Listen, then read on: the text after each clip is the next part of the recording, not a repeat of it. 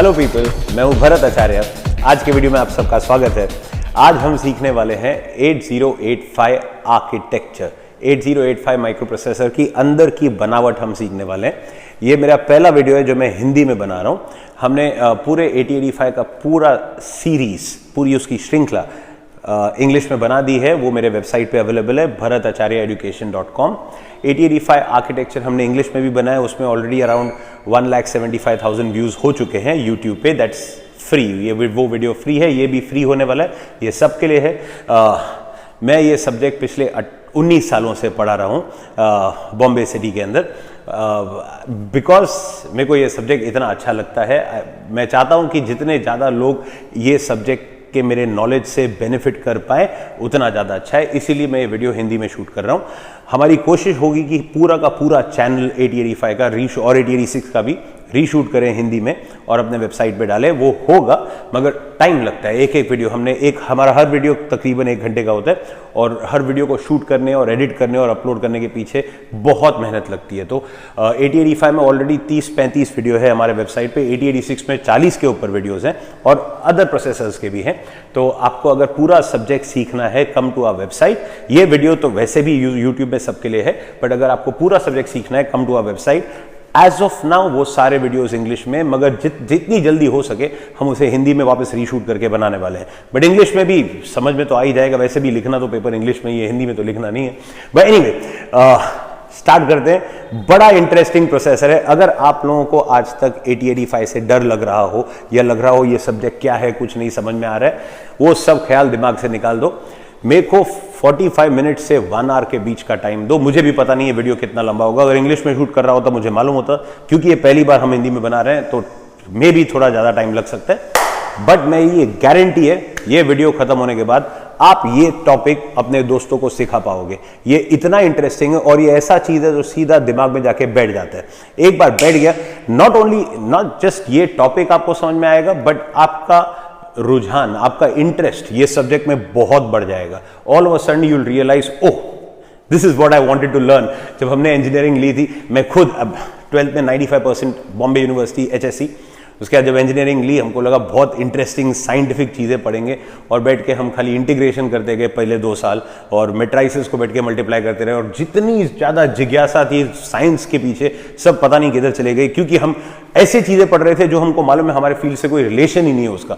मैं खुद computer engineer हूँ, पता नहीं क्यों हम इतने टाइम तक खाली इंटीग्रेशन ही कर रहे हैं, खाली डेरिवेशन ही कर रहे हैं। भैया आगे तो बढ़ो ये सबसे।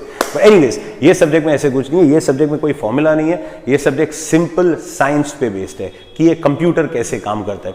हमको सबको कंप्यूटर की ऊपर से जानकारी सबको है, आजकल बच्चों को भी है, मगर ये सब्जेक्ट सीखने में आप अंदर से सीखते हो कि अंदर होता क्या है एक्चुअली। Okay, let's start. सबसे इंपॉर्टेंट पार्ट एक कंप्यूटर का, जो कंप्यूटर आप यूज कर रहे हो ये वीडियो देखने के लिए या जो मोबाइल फोन यूज कर रहे हो, उसके अंदर का सबसे इंपॉर्टेंट कंपोनेंट होता है उसका माइक्रो प्रोसेसर।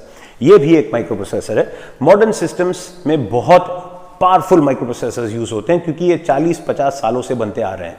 जो first complete micro processor Intel ने बनाया था, जो कमर्शियली सक्सेसफुल हुआ था, वो 8085 है जो मेरे पीछे। मैं उसका आर्किटेक्चर बस शुरू ही करने वाला हूँ। और आर्किटेक्चर मतलब उसके अंदर की बनावट, पहले ये समझेंगे तो ही बाकी का पूरा 8085 सब्जेक्ट समझ में आएगा। एक आपको बात बता देता हूँ, हर चीज जो ये डायग्राम में है ये आपको एक छोटा इंट्रोडक्शन देती है पूरा सब्जेक्ट सीखने के लिए। इधर की हर चीज आगे जाके एक बड़ा टॉपिक बनेगी।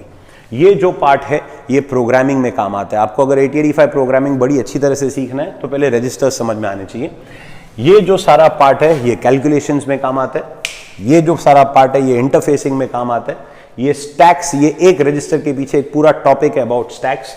ये एक सेक्शन के पीछे पूरा टॉपिक है अबाउट इंटरप्ट्स। तो ऐसे करके यहाँ के हर चीज आगे जाके एक बड़ी टॉपिक बनती है। ये जो एक छोटा सा इधर 2 सिग्नल है, इसके ऊपर एक बड़ा टॉपिक बनता है जिसमें हम SIM and RIM instruction use करके सीरियल कम्युनिकेशन करते हैं। जब टाइम आएगा बताऊंगा, मैं भी खाली इंट्रोडक्शन दे रहा हूं। तो ये सब ऐसे मत सोचो कि आप खाली एक टॉपिक के पीछे 1 घंटा स्पेंड कर रहे हो, ऐसा कुछ नहीं है। जितनी अच्छी तरह से आपको आर्किटेक्चर समझ में आएगा उतनी अच्छी तरह से आपको बाकी के टॉपिक समझ में आएंगे, क्योंकि हर टॉपिक की नींव, फाउंडेशन ये डायग्राम में है। ठीक है, स्टार्ट करते हैं। मेरे को बताओ ये है क्या? Micro processor. माइक्रो प्रोसेसर का काम क्या होता है? आप अगर एक माइक्रो प्रोसेसर एक फ़ोन में यूज़ करो या वॉशिंग मशीन में यूज़ करो या माइक्रोवेव ओवन में यूज़ करो, उसका काम क्या है? क्या वो माइक्रोवेव ओवन में हमारा खाना बैठ के अंदर बना रहा है, म्यूपी बाहर निकल के खाना बना रहा है, वॉशिंग मशीन में म्यूपी कपड़े धो रहा है? नहीं, हर माइक्रो प्रोसेसर का काम एक ही है, प्रोग्राम्स एग्जीक्यूट करना। Are we clear? पूरे सेमेस्टर जो आप माइक्रो प्रोसेसर पढ़ते हो उसका एक सिंगल काम है, टू एग्जीक्यूट प्रोग्राम्स, प्रोग्राम्स को एग्जीक्यूट करना। अब प्रोग्राम होता क्या है? Set of instructions. किधर स्टोर होते हैं वो? मेमोरी में। हर इंस्ट्रक्शन को माइक्रो प्रोसेसर पहले फेच करते हैं, मतलब पहले मेमोरी से लाते हैं। ध्यान से सुनो, मैं आंसर स्टार्ट कर चुका हूं। ये माइक्रो प्रोसेसर है, ये पूरा कंप्यूटर नहीं है, ये माइक्रो प्रोसेसर है। कंप्यूटर बनाने के लिए 3 चीजें लगती है, माइक्रो प्रोसेसर, मेमोरी और आईओ। मैंने एक वीडियो बनाया है, introduction to microprocessors, please वो वीडियो को जरूर देखिए, क्योंकि बहुत लंबा वीडियो है, 1.5 आवर्स का वीडियो है। उसमें मैंने एकदम डिटेल में ये सब्जेक्ट का फाउंडेशन लेके है।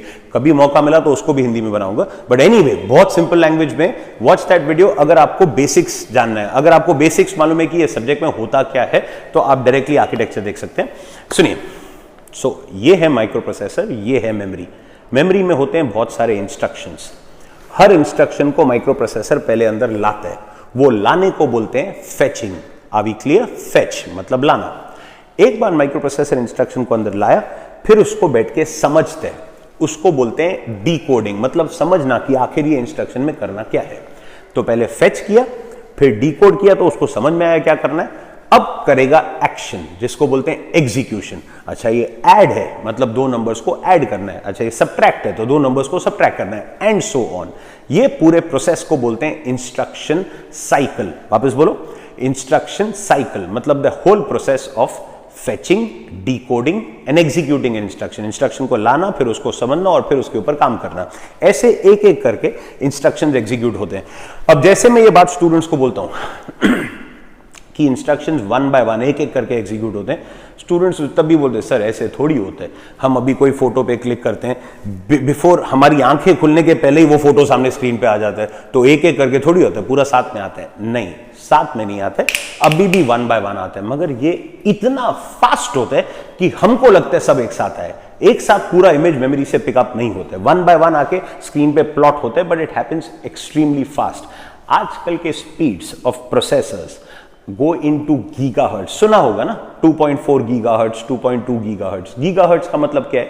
गीगा का मतलब होता है बिलियन, हर्ट्ज का मतलब होता है साइकिल्स पर सेकेंड, मतलब ऑपरेशंस पर सेकेंड। 3 गीगाहर्ट्ज का मतलब होता है 3 बिलियन ऑपरेशंस पर सेकेंड। एक प्रोसेसर आज की तारीख में जो मॉडर्न प्रोसेसर है, एक सेकेंड होता कितना है?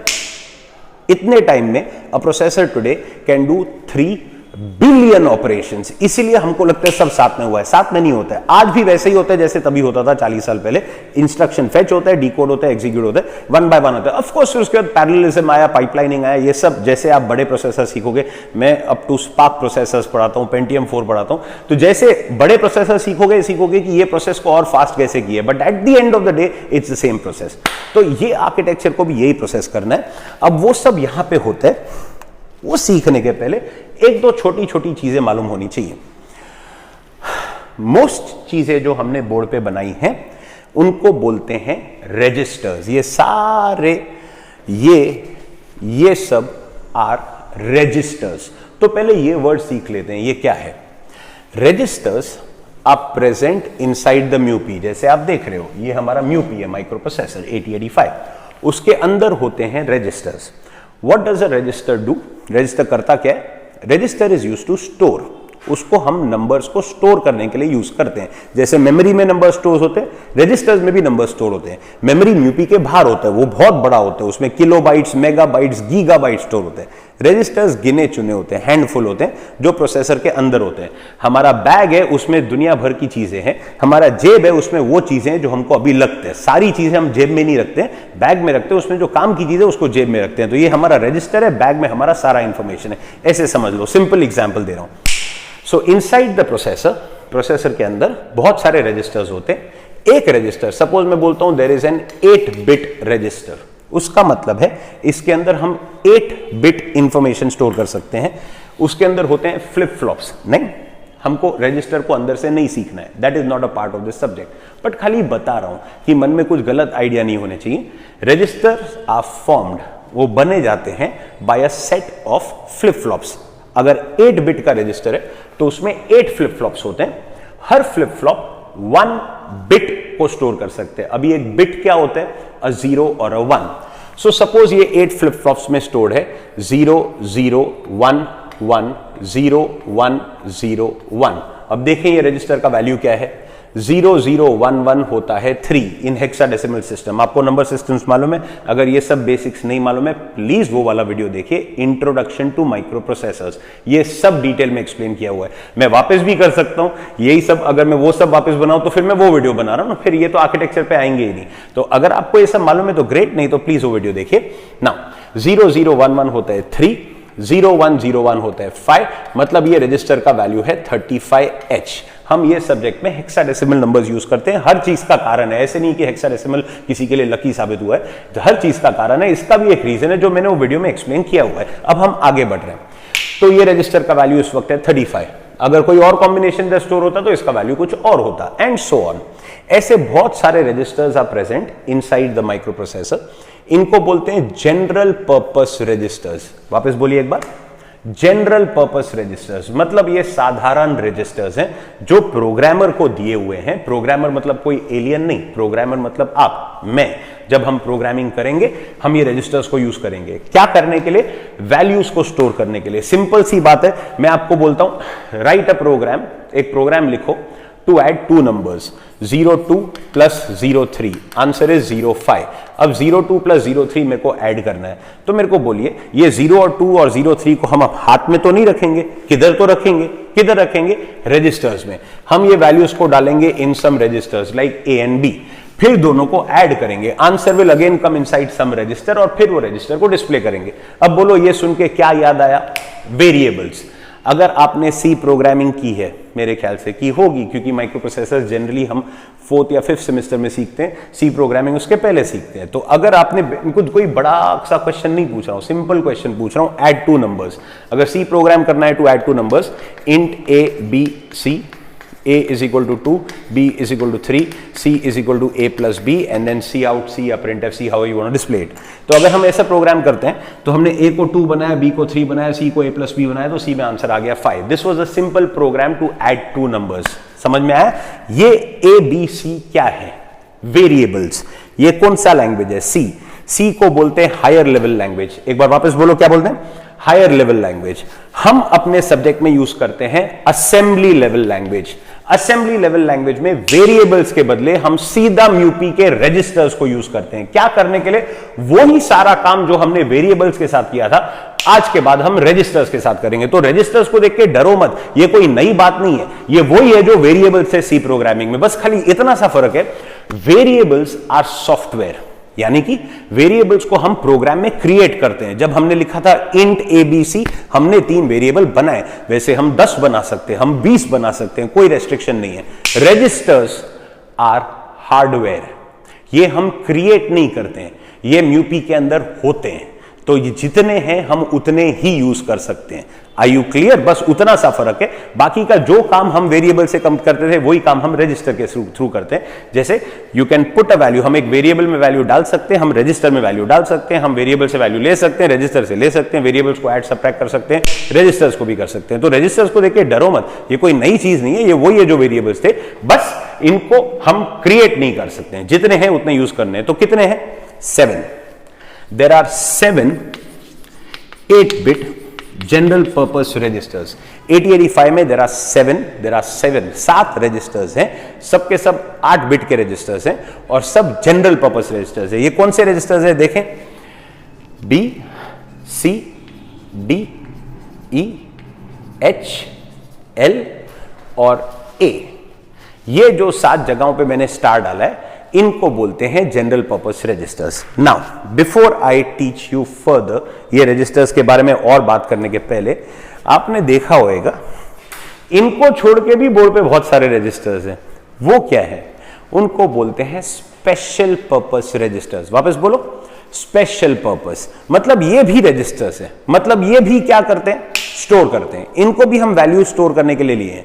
मगर ये प्रोग्रामर को खुले नहीं दिए हुए हैं, ये स्पेशल पर्पस है, मतलब ये साधारण रजिस्टर्स नहीं है, इनका कुछ खास काम है जिनके लिए इनको बनाया गया है।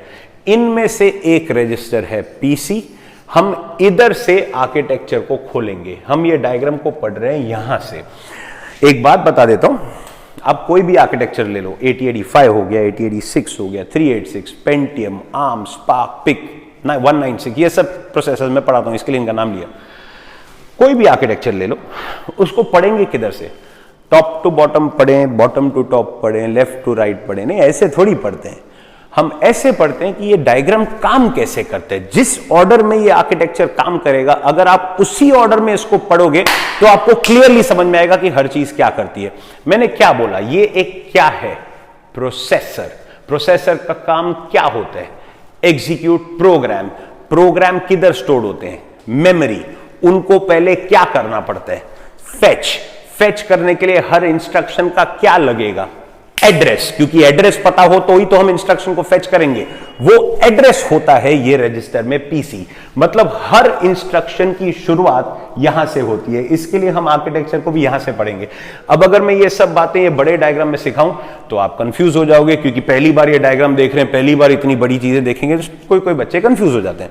तो मैं यही चीज सिखा रहा हूं पहले एकदम छोटे वर्जन में, जो काम की चीजें खाली वो यहां पे एक बार ये समझ जाओ तो ये लॉजिक हम वो डायग्राम में डाल देंगे। ठीक है, आ जाइए। ये है हमारा माइक्रो प्रोसेसर, छोटा सिंपल डायग्राम। ये है हमारा मेमोरी। प्रोग्राम किधर स्टोर्ड है, मेमोरी में। This is your program. Program क्या होता है, सेट ऑफ इंस्ट्रक्शंस। सो ये जो येलो कलर में लिखे हुए हैं ये है हमारे इंस्ट्रक्शंस। ये किधर स्टोर्ड है, मेमोरी में, एट डिफरेंट एड्रेसेस। आपको सबको समझ में आता है, मेमोरी में बहुत सारे लोकेशंस होंगे, मतलब ये कोई सिखाने की बात नहीं है, तो ऑब्वियस है। जैसे ये क्लासरूम है, इसमें बहुत सारे बेंचेस होंगे, सारे बच्चे एक दूसरे के ऊपर तो नहीं बैठने वाले, तो जैसे यहाँ पे बेंचेस है वैसे यहाँ पे लोकेशंस है। हर बेंच का एक नंबर है, हर लोकेशन का एक नंबर है, वो नंबर को बोलते हैं एड्रेस। ऑब्वियसली हर लोकेशन का एड्रेस यूनिक होगा। ये सब तो ऑब्वियस बातें हैं, कोई सिखाने की बात नहीं है। So 1000, 1001, 1002, 1003 up to 1009, these are addresses. ये addresses है जहां पे हमारा प्रोग्राम स्टोर्ड है डिफरेंट लोकेशंस में। समझ में आया बात? तो ये हमारा प्रोग्राम है। अब हमको ये प्रोग्राम एग्जीक्यूट करना है। ये प्रोग्राम क्या है, this is some icon, WhatsApp. This is WhatsApp जो हमारे फोन पे। अब हमको व्हाट्सएप एग्जीक्यूट करना है तो स्क्रीन पे हमको व्हाट्सएप का आइकन दिखते है कि नहीं। जैसे हम उसको टैप करते हैं, मतलब हम क्या बोल रहे हैं प्रोसेसर को, व्हाट्सएप एग्जीक्यूट करो। एग्जैक्टली जब हमको ये प्रोग्राम एग्जीक्यूट करना है, हम प्रोसेसर को बोलते हैं 1000 में जो प्रोग्राम स्टोर्ड है, 1000 से शुरू होकर जो प्रोग्राम स्टोर्ड है उसको एग्जीक्यूट करो। ये एड्रेस स्टोर्ड होता है पीसी में। जैसे ही हम व्हाट्सएप पे क्लिक करते हैं, वो प्रोग्राम का शुरुआती एड्रेस चले जाता है पीसी में। Are you clear? अगली बार जब आप अपने फोन के स्क्रीन को देखो तो समझ जाना, आप लेमैन नहीं हो, आप इंजीनियरिंग स्टूडेंट हो। लेमैन को वो सारे आइकन्स दिखते हैं, व्हाट्सएप का आइकन, यूट्यूब का आइकन, हमारे भी ऐप का आइकन, अगर आप एंड्रॉइड यूजर हो तो। वो आइकन्स क्यों बनाए गए, to make the phone look good, so that screen अच्छा दिखे। मगर एक्चुअली वो आइकन्स के पीछे छुपा हुआ है हर एप्लीकेशन का एड्रेस। ये सारे प्रोग्राम्स है, हर प्रोग्राम का एड्रेस छुपा हुआ है। जब आप कोई प्रोग्राम पे टैप कर रहे हो, आप प्रोसेसर को बोल रहे हो ये लो एड्रेस, जाओ प्रोग्राम करो। बोलो बात समझ में आई कि नहीं? चलो, सो जैसे ही आपने व्हाट्सएप पे टैप किया, उसका एड्रेस पीसी में आ गया। अब बात शुरू होगी। पीसी में क्या है, इंस्ट्रक्शन है या उसका एड्रेस है? एड्रेस है। हमको तो इंस्ट्रक्शन लाना है, तो ये एड्रेस प्रोसेसर से निकल के जाएगा मेमोरी में। उड़ के जाएगा? नहीं, there are buses, there are 3 buses, address bus, data bus, control bus. ये सब बातें मैंने इंट्रोडक्शन लेक्चर में सिखाया है। आपको नहीं पता मैं अपने आप को कितना कंट्रोल कर रहा हूं। मैं खुद चाहता हूं कि मैं ये सब दोबारा सिखाऊं, मगर फिर आर्किटेक्चर होएगा ही नहीं, फिर हम दोबारा से वही वीडियो बना बैठेंगे। तो प्लीज वो वीडियो देखिए। आपको अगर address bus, data bus, control बस, सिस्टम बस, ये सब बातें नहीं मालूम है, वो वीडियो पहले देखिए, फिर ये वीडियो पे दोबारा आ जाइए। तो पढ़ाई है यूट्यूब में, जब चाहिए आप देख सकते हैं दोबारा। एनीवे, मगर आई वुड से अगर आपको फाउंडेशन नहीं है तो पहले वो देखिए, अगर फाउंडेशन है तो हम ये देख सकते हैं ना। प्रोसेसर के पास एड्रेस है, वो एड्रेस उसको मेमोरी में भेजना है। वो एड्रेस डालेगा एड्रेस बस पे। क्या एड्रेस डाला? 1000। मैंने क्या बोला, एड्रेसेस यूनिक होते हैं। जब बोला 1000 मतलब सारे लोकेशंस में से ये ही सिलेक्ट होएगा। अब इन लोकेशन सिलेक्ट हो गया है। अब ये इंस्ट्रक्शन को लाना है, लाने के लिए प्रोसेसर कंट्रोल बस से बोलेगा रीड। दो किस्म के सिग्नल होते हैं, रीड और राइट। अगर मैं नहीं सिखाता हूं, खुद ही बोल दो, कम ऑन, इतना कॉमन सेंस सब में होता है। प्रोसेसर बोलता है आई वांट टू रीड, बच्चों को भी समझ में आएगा, आई वांट टू रीड मतलब मेरे को लेना है।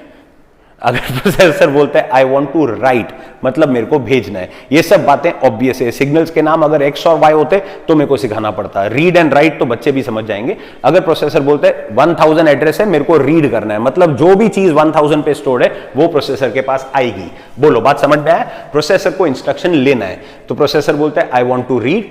ये जो इंस्ट्रक्शन है, जो लोकेशन 1000 पे स्टोर्ड है, अब मेमोरी से निकलेगा। ध्यान से सुनो, अभी बात बहुत सीरियस हो जाएगी। मेमोरी से इंस्ट्रक्शन निकला, प्रोसेसर के पास आएगा। उड़ के आएगा? नहीं। किससे आएगा? कौन से बस से आएगा? बताओ जोर से, कौन से बस से आएगा? Data bus. बोलो, बात समझ में आया कि नहीं? बहुत गहरी बात बोली है।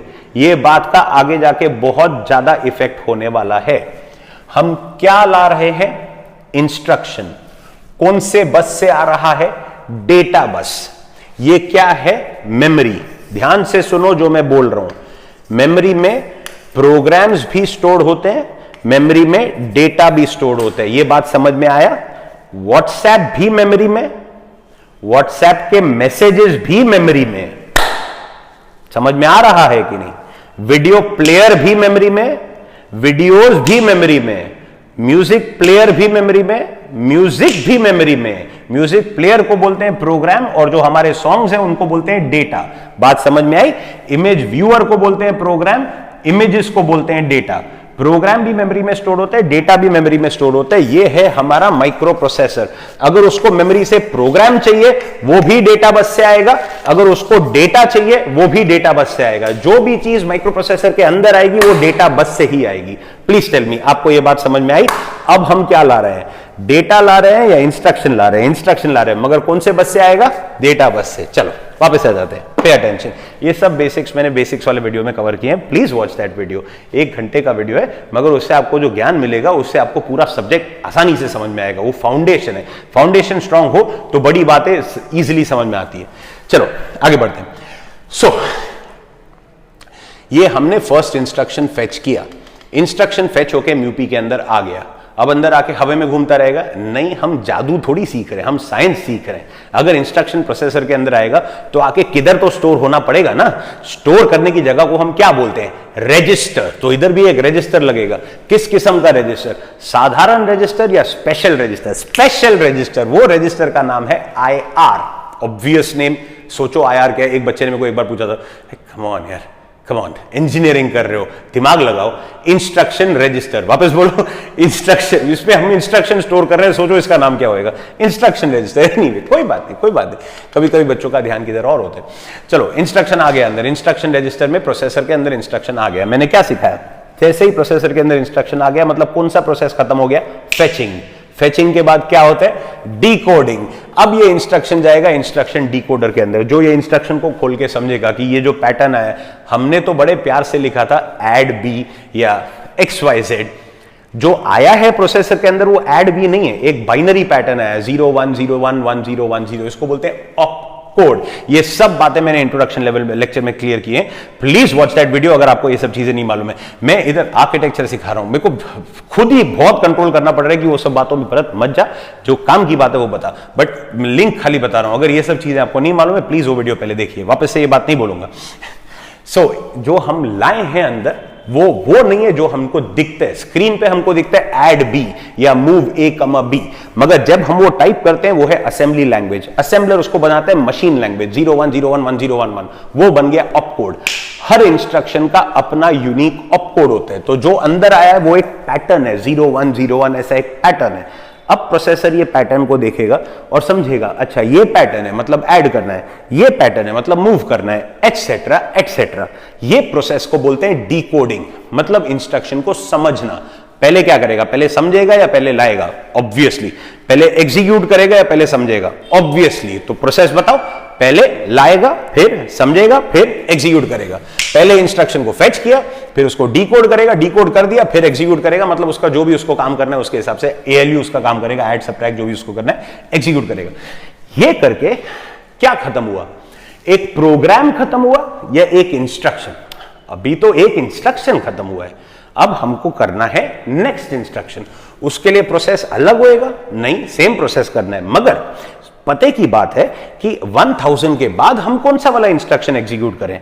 बोलो, अगर हमने ये प्रोग्राम लिखा है, बचपन से सुनते आ रहे हो, अगर प्रोग्राम को हम ऐसे लिखते हैं तो वो एग्जीक्यूट कैसे होता है? रैंडमली एग्जीक्यूट होता है या सीधा एग्जीक्यूट होता है? सीधा। क्यों?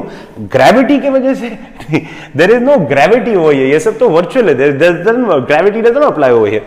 तो ये ग्रेविटी नहीं है, ये इस वजह से है कि जैसे ही एक इंस्ट्रक्शन खत्म होता है, खुद ही बोल दो क्या होना चाहिए। हम उसके बाद कोई रैंडम इंस्ट्रक्शन पे जाने चाहिए या नेक्स्ट, मतलब कौन से रजिस्टर को अपने आप आगे बढ़ जाना चाहिए? नाम बोलो खुद, मैं नहीं बोलूंगा।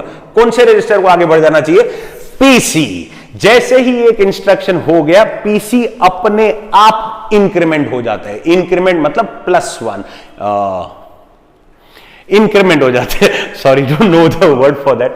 बढ़त होती है पीसी में, एक की मजाक नहीं उड़ा, वो वर्ड नहीं, मतलब इतना थोड़ी यूज करते हैं कोई। बॉम्बे की इंग्लिश है, वो हिंदी है, तो उसमें उतना तो नहीं जाते ना।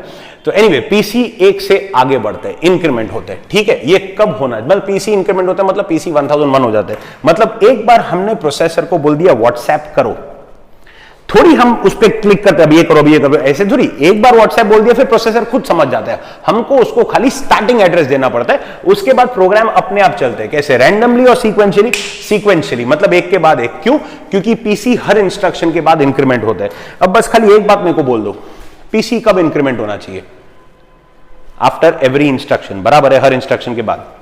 बट कंप्लीट आंसर थोड़ी बोला। इंस्ट्रक्शन के बाद मतलब कब? जब इंस्ट्रक्शन फेच होके, डिकोड होके, एग्जीक्यूट हो गया तब, या जब इंस्ट्रक्शन फेच हो गया? फेच। थोड़ा अभी इसको और सीरियसली लेते हैं। हम जो चीज पढ़ रहे हैं, it is responsible for changing the face of this planet. हमारा प्लैनेट 1970 से सडनली ट्रांसफॉर्म हो गया इनटू द कंप्यूटर ईरा। वो हुआ because of these wonderful processors. So इनको बनाने के पीछे बहुत दिमाग लगा है, और अगर आप इसको समझना भी चाहते हो तो उतना ही दिमाग लगाना पड़ेगा। पीसी को कब इंक्रीमेंट करें? फेच करके, डिकोड करके, एग्जीक्यूट करके, हाथ धो के, थोड़ा स्ट्रेच करके, फिर इंक्रीमेंट करें? क्यों? पीसी किधर काम आता है? इंस्ट्रक्शन को फेच करने में। जैसे ही एक इंस्ट्रक्शन फेच हो गया, पीसी था 1000, हमने इंस्ट्रक्शन फेच कर दिया।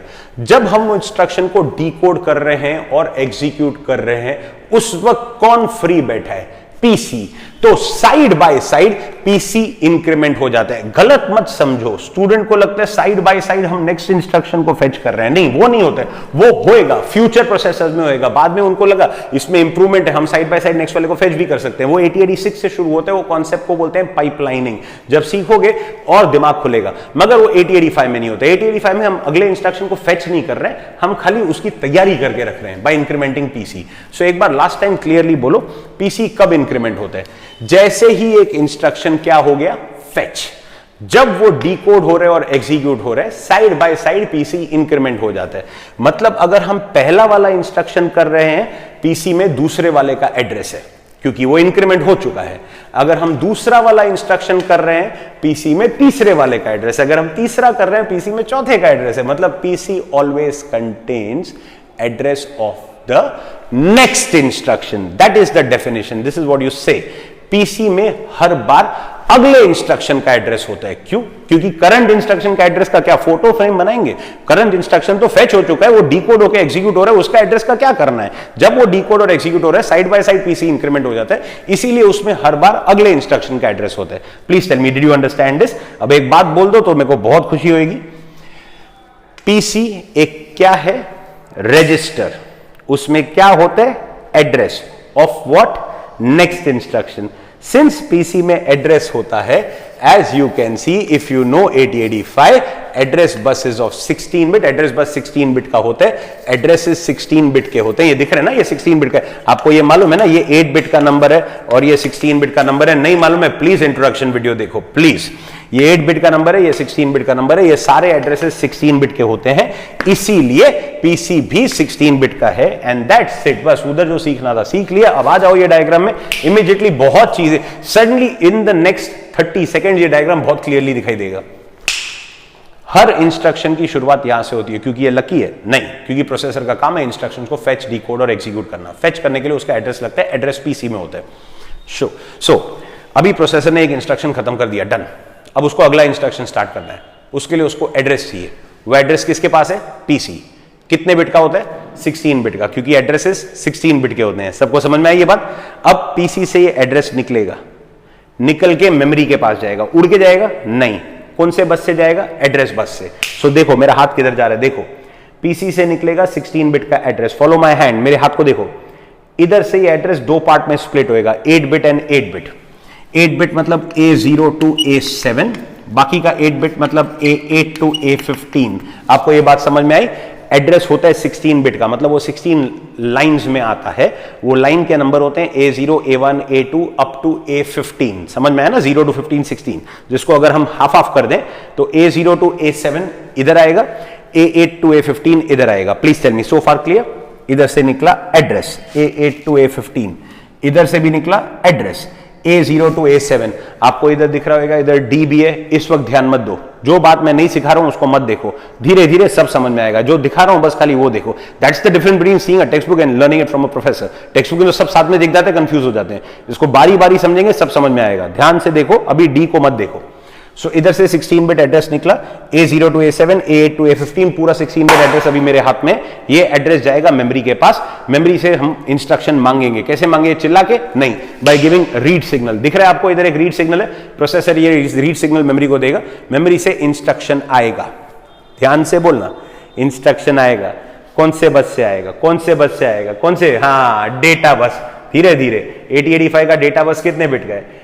8 बिट का। मालूम है ना? डेटा एड्रेस बस 16 बिट का है, डेटा बस 8 बिट का है। अब 8 बिट का होगा तो उसका नंबर क्या होएगा? D0 टू D15 या D0 to D7? D0 to D7, D0 to D7, ये है हमारा डेटा बस। यही बस एड्रेस बस भी बनता है, डेटा बस भी बनता है। इसको बोलते हैं मल्टीप्लेक्स बस। कभी सिखाऊंगा मल्टीप्लेक्सिंग, नॉट राइट नाउ। सो इधर से आया डेटा बस, इधर से आया अपना इंस्ट्रक्शन जो डेटा बस के थ्रू आएगा। इंस्ट्रक्शन अंदर आया, अंदर आया, अंदर ये बस नहीं पकड़ेगा, ये बस पकड़ेगा। ध्यान से देखो, ये बस पकड़ेगा। इधर से आया डेटा, इधर से आके ये बस पकड़ेगा। अभी देखो बस का नाम क्या लिखा हुआ है? 8 बिट इंटरनल डेटा बस। यही बस से डेटा भी आ सकते हैं, यही बस से इंस्ट्रक्शन भी आ सकते हैं। प्रोसेसर को मालूम है कि इस वक्त वो क्या ला रहा है, इस वक्त वो क्या ला रहा है? इंस्ट्रक्शन, क्योंकि पीसी ने एड्रेस दिया हुआ है, मतलब इस वक्त इंस्ट्रक्शन आ रहा है। सो इंस्ट्रक्शन आएगा, प्रोसेसर के अंदर आएगा। अगर ये बस से डेटा आ रहा होता तो वो डेटा रजिस्टर्स में जाता था। ये सारे रजिस्टर्स में हम डेटा स्टोर करते हैं, मगर इस वक्त डेटा नहीं आ रहा है तो इस तरफ देखेगा ही नहीं, क्योंकि प्रोसेसर को मालूम है इस वक्त इंस्ट्रक्शन आ रहा है। वो इंस्ट्रक्शन आएगा, इधर आके will get stored into instruction register. हमने यही सीखा था उधर छोटे डायग्राम में, अभी हम फुल डायग्राम में देख रहे हैं। जैसे इंस्ट्रक्शन इधर आ गया, कौन सा प्रोसेस खत्म हो गया? शाबाश, फेचिंग। फेचिंग खत्म हो गया। अब आएगा second stage. What is the second stage? Decoding. इधर से इंस्ट्रक्शन जाएगा इंस्ट्रक्शन डिकोडर में। इधर प्रोसेसर इसके बाइनरी फॉर्म को समझेगा, ये पैटर्न है तो ये करना है, वो करना है, एटसेट्रा। अब प्रोसेसर को समझ में आ गया कि आखिर करना क्या है। वो डिकोडेड इंफॉर्मेशन वो देगा इसको, तीसरे पार्ट को। पढ़ो क्या लिखा है, पढ़ो। Timing and control circuit. Timing and control circuit में तीसरा काम होएगा। What is the third thing? Execution. ये करके प्रोग्राम खत्म हुआ या इंस्ट्रक्शन? इंस्ट्रक्शन। अब अगली बार प्रोसेसर को नेक्स्ट इंस्ट्रक्शन चाहिए। नेक्स्ट इंस्ट्रक्शन के लिए भी उसका एड्रेस लगेगा। एड्रेस वापस कौन देगा? पीसी। मतलब पीसी को खुद ब खुद क्या हो जाना चाहिए? इंक्रीमेंट। कब होना चाहिए? एग्जीक्यूशन के बाद या एग्जीक्यूशन के दौरान? दौरान। जैसे ही फेचिंग खत्म हो गया, जब डिकोडिंग और एग्जीक्यूशन हो रहा है, उस वक्त side by side PC increment होएगा। वो करने के लिए एक डेडिकेटेड ऑब्जेक्ट बनाया कॉल्ड इंक्रीमेंटर डिक्रीमेंटर। दोबारा बोलो, इंक्रीमेंटर डिक्रीमेंटर। नाम से ही समझ में आता है ये इंक्रीमेंट भी कर सकते हो और डिक्रीमेंट भी कर सकते हैं। अगर आप सोच रहे हो ये डिक्रीमेंट क्या करते हैं, इस वक्त मत ध्यान दो। एग्जैक्टली 30 मिनट्स फ्रॉम नाउ, अभी से लेकर 30वें मिनट के अंदर, मे बी उसके पहले, आपको समझ में आएगा ये डिक्रीमेंटर क्या करता है। इस वक्त हमारा रोल खाली इंक्रीमेंटर को समझने में। तो इंक्रीमेंटर क्या करेगा? पीसी का वैल्यू लेगा, उस पे +1 जोड़ देगा और वैल्यू को वापस पीसी में डाल देगा। ये सब कब हो रहा है? जब इंस्ट्रक्शन डिकोड एंड एग्जीक्यूट हो रहे हैं। जैसे ही फेचिंग खत्म हो गया, जब इंस्ट्रक्शन उस तरफ जाएगा, side by side PC increment हो जाएगा। Please tell me, did you understand? Which mean जब हम पहला इंस्ट्रक्शन एग्जीक्यूट कर रहे हैं, बाय नाउ पीसी में ऑलरेडी दूसरे इंस्ट्रक्शन का क्या आ गया है? एड्रेस। मैंने ये नहीं बोला कि हम दूसरा इंस्ट्रक्शन फेच किए हैं, हम कहीं इतना बोला कि पीसी में दूसरे इंस्ट्रक्शन का एड्रेस आ चुका है। Are you clear? It always contains the address of the next instruction. Are we clear? तो अभी तक मैंने खाली 1 2 3 4 खाली ये 4 ऑब्जेक्ट्स को डिटेल में पढ़ा है। Are these 4 objects clear? अब विद इन नो टाइम पूरा बोर्ड क्लियर हो जाएगा। ये स्टार्ट बहुत स्लो होता है क्योंकि पहले पहले समझना पड़ता है कि हो क्या रहा है, उसके बाद बाकी चीजें बहुत आसानी से समझ में आती है। Let's go ahead. ये ऑब्जेक्ट का नाम पढ़ो, टाइमिंग एंड कंट्रोल सर्किट। मैंने क्या बोला, इधर क्या होता है? इधर एग्जीक्यूशन होता है। नहीं नहीं ऐसे नहीं अगर सारा एग्जीक्यूशन इधर होता तो ये सब क्या पार्टी में है? एग्जीक्यूशन इधर नहीं होता, एग्जीक्यूशन पूरे आर्किटेक्चर में होता है। अलग अलग इंस्ट्रक्शंस अलग अलग जगहों पे एग्जीक्यूट होती हैं। जितने भी ऐड, सब्ट्रैक्ट और एंड और एक्स और मतलब जितने भी ऑपरेशंस वाले इंस्ट्रक्शंस हैं वो एएलयू करते हैं, arithmetic and logic unit. I am sure you understand that. जितने स्टैक रिलेटेड इंस्ट्रक्शंस है वो इधर एग्जीक्यूट होते हैं, जो इंटरप्ट रिलेटेड है वो इधर होते हैं, जो सीरियल पोर्ट कंट्रोल रिलेटेड है वो इधर होते हैं, एंड सो ऑन। अलग अलग इंस्ट्रक्शन आर्किटेक्चर के अलग अलग भागों में एग्जीक्यूट होते हैं। तो स्टूडेंट बोलते हैं हमने तो सब इंफॉर्मेशन इधर दिया, ये क्या करते हैं? ये है टाइमिंग एंड कंट्रोल सर्किट। ये रिलीज करता है कंट्रोल सिग्नल्स। ध्यान से सुनो, रिलीज करता है कंट्रोल सिग्नल्स जो पूरे आर्किटेक्चर में जाके सबको बताते हैं क्या करना है। हम ये कंट्रोल सिग्नल्स ड्रॉ नहीं करते हैं क्योंकि डायग्राम ऐसे बन जाते हैं, एज यू सॉ पूरे डायग्राम खराब हो जाता है ये बनाने से। मगर जब आंसर लिखते हैं हमको खाली डायग्राम ड्रॉ थोड़ी करना है, लिखना है, और वो सब छोड़ो, मोस्ट इंपॉर्टेंट समझना है। तो समझने के लिए बता रहा हूं, इधर से रिलीज होते हैं कंट्रोल सिग्नल्स। बहुत स्टूडेंट्स को टाइमिंग एंड कंट्रोल सर्किट का काम समझ में नहीं आता, बहुत सिंपल है। इट्स लाइक द ब्रेन, जो काम हमारे शरीर में दिमाग करते हैं वो काम यहां पे होते हैं। अब आप मेरे को बताओ, अगर मैंने ये एसी का रिमोट कंट्रोल ये हाथ में उठाया, उधर से ये हाथ में उठाया, उधर से इधर रखा, किसने किया ये काम? हाथों ने। किसने कंट्रोल किया उसको? दिमाग ने। हाथ अपने आप कुछ नहीं करते हैं, सिग्नल्स इधर से निकलते हैं। दिमाग हमारे शरीर में इंपॉर्टेंट है। इतने सालों से एक ही जगह पे पड़ा है, कुछ नहीं करते, खुद कुछ नहीं करते, मगर सबसे काम करवाते हैं। जो काम हमारा दिमाग करता है वो काम टाइमिंग एंड कंट्रोल सर्किट करता है। खुद कुछ नहीं करेगा, सबसे काम करवाएगा, सबको बोलेगा करना क्या है। लाइक एएलयू को देखो, अभी एएलयू का फुल फॉर्म क्या है? Arithmetic and logic unit. मतलब ये कई किस्म के ऑपरेशन कर सकते हैं, ऐड, सब्ट्रैक्ट, एंड, पता है ना, एंड और एक्स और, पता है ना, ये सब लॉजिक ऑपरेशन है। कई किस्म के ऑपरेशन कर सकते हैं। क्या इसको कुछ भी करना चाहिए? जो उसका मूड आया करना चाहिए। आज वेडनेसडे तो आज खाली ऐड होएगा, वीकेंड में खाली, ऐसे थोड़ी है। उसको वो करना चाहिए जो हम चाहते हैं। अब हम चाहते हैं मतलब क्या हम एएलयू के बाजू में खड़े रह के बोलेंगे ऐड कर, ऐड नहीं, हम लिखेंगे इंस्ट्रक्शन। इंस्ट्रक्शन आता है यहां पे इंस्ट्रक्शन डीकोड होते हैं, not just add, not just subtract, सारे इंस्ट्रक्शन यहां पे डीकोड होते हैं। डीकोड होके ये सेंट्रल स्टेशन है जहां पे इंफॉर्मेशन पहुंचता है, टाइमिंग एंड कंट्रोल सर्किट। अब ये सबको बताएगा क्या करना है। ऐड है तो ऐड करो, सब्ट्रैक्ट है तो सब्ट्रैक्ट करो, स्टैक का ऑपरेशन है तो स्टैक का ऑपरेशन करो, and so on and so fourth. अगर मेरे इस वक्त मैं खड़ा हूं, ये इंफॉर्मेशन पहले लेग्स मेरे ब्रेन को देते हैं कि इस वक्त sir I am standing. Immediately brain signals भेजते हैं लेग के मसल्स को to stiffen up so that मेरे बॉडी का वेट उठा सके। अब अगर मैं लेट जाऊंगा, वो इंफॉर्मेशन वापस ब्रेन के पास जाता है, वो मसल्स को रिलैक्स कर देते हैं। इंफॉर्मेशन ब्रेन के पास जाता है, ब्रेन सिग्नल्स रिलीज करते हैं। इंफॉर्मेशन मतलब इंस्ट्रक्शन टाइमिंग कंट्रोल सर्किट के पास जाता है, वो सिग्नल्स रिलीज करते हैं। बस फर्क इतना है कि हमको जो चाहिए हम करते हैं, ये वो नहीं कर सकते जो इसको चाहिए, ये वो करेगा जो इंस्ट्रक्शन बोलेगा। इसके लिए इसका इनपुट है इंस्ट्रक्शन और इसके आउटपुट है control signals. Please tell me, did you understand this? So एक लास्ट टाइम पीसी ने एड्रेस दिया, इंस्ट्रक्शन फेच हुआ, डीकोड हुआ, टाइमिंग कंट्रोल सर्किट के पास गया, ये सबको बता देगा क्या करना है, फिर एग्जीक्यूशन होएगा। अब एग्जीक्यूशन में हम करेंगे ऑपरेशंस। 90% इंस्ट्रक्शंस ऑपरेशंस करते हैं, like add, subtract and so on. जब हम पढ़ेंगे इंस्ट्रक्शन सेट, जब आप पढ़ोगे पता चलेगा बड़े मस्त इंस्ट्रक्शन है, बहुत इंटरेस्टिंग इंस्ट्रक्शन है, जब पढ़ोगे पता चलेगा। एनीवे, सारा काम इधर होता है एएलयू में। अभी अगर आप एएलयू को देखो, एवरी ऑब्जेक्ट के बनाने का तरीका है रेक्टेंगल, सब रेक्टेंगुलर शेप के हैं, आपको समझ में आता है ना। एएलयू भी एक रेक्टेंगल की तरह ही है, मगर बीच में ये डेंट बनाया हुआ है। ये एक सिंबल है, इसका एक मीनिंग है। कभी भी कोई भी डायग्राम में अगर ऐसा सिंबल देखो, समझ जाओ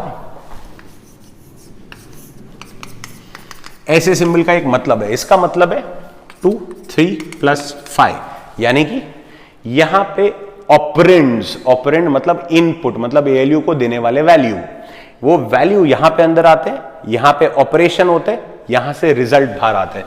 2 + 3 = 5। These are operands, this is the operation, this is the result. So operands अंदर गए, ऑपरेशन हुआ, रिजल्ट बाहर निकला।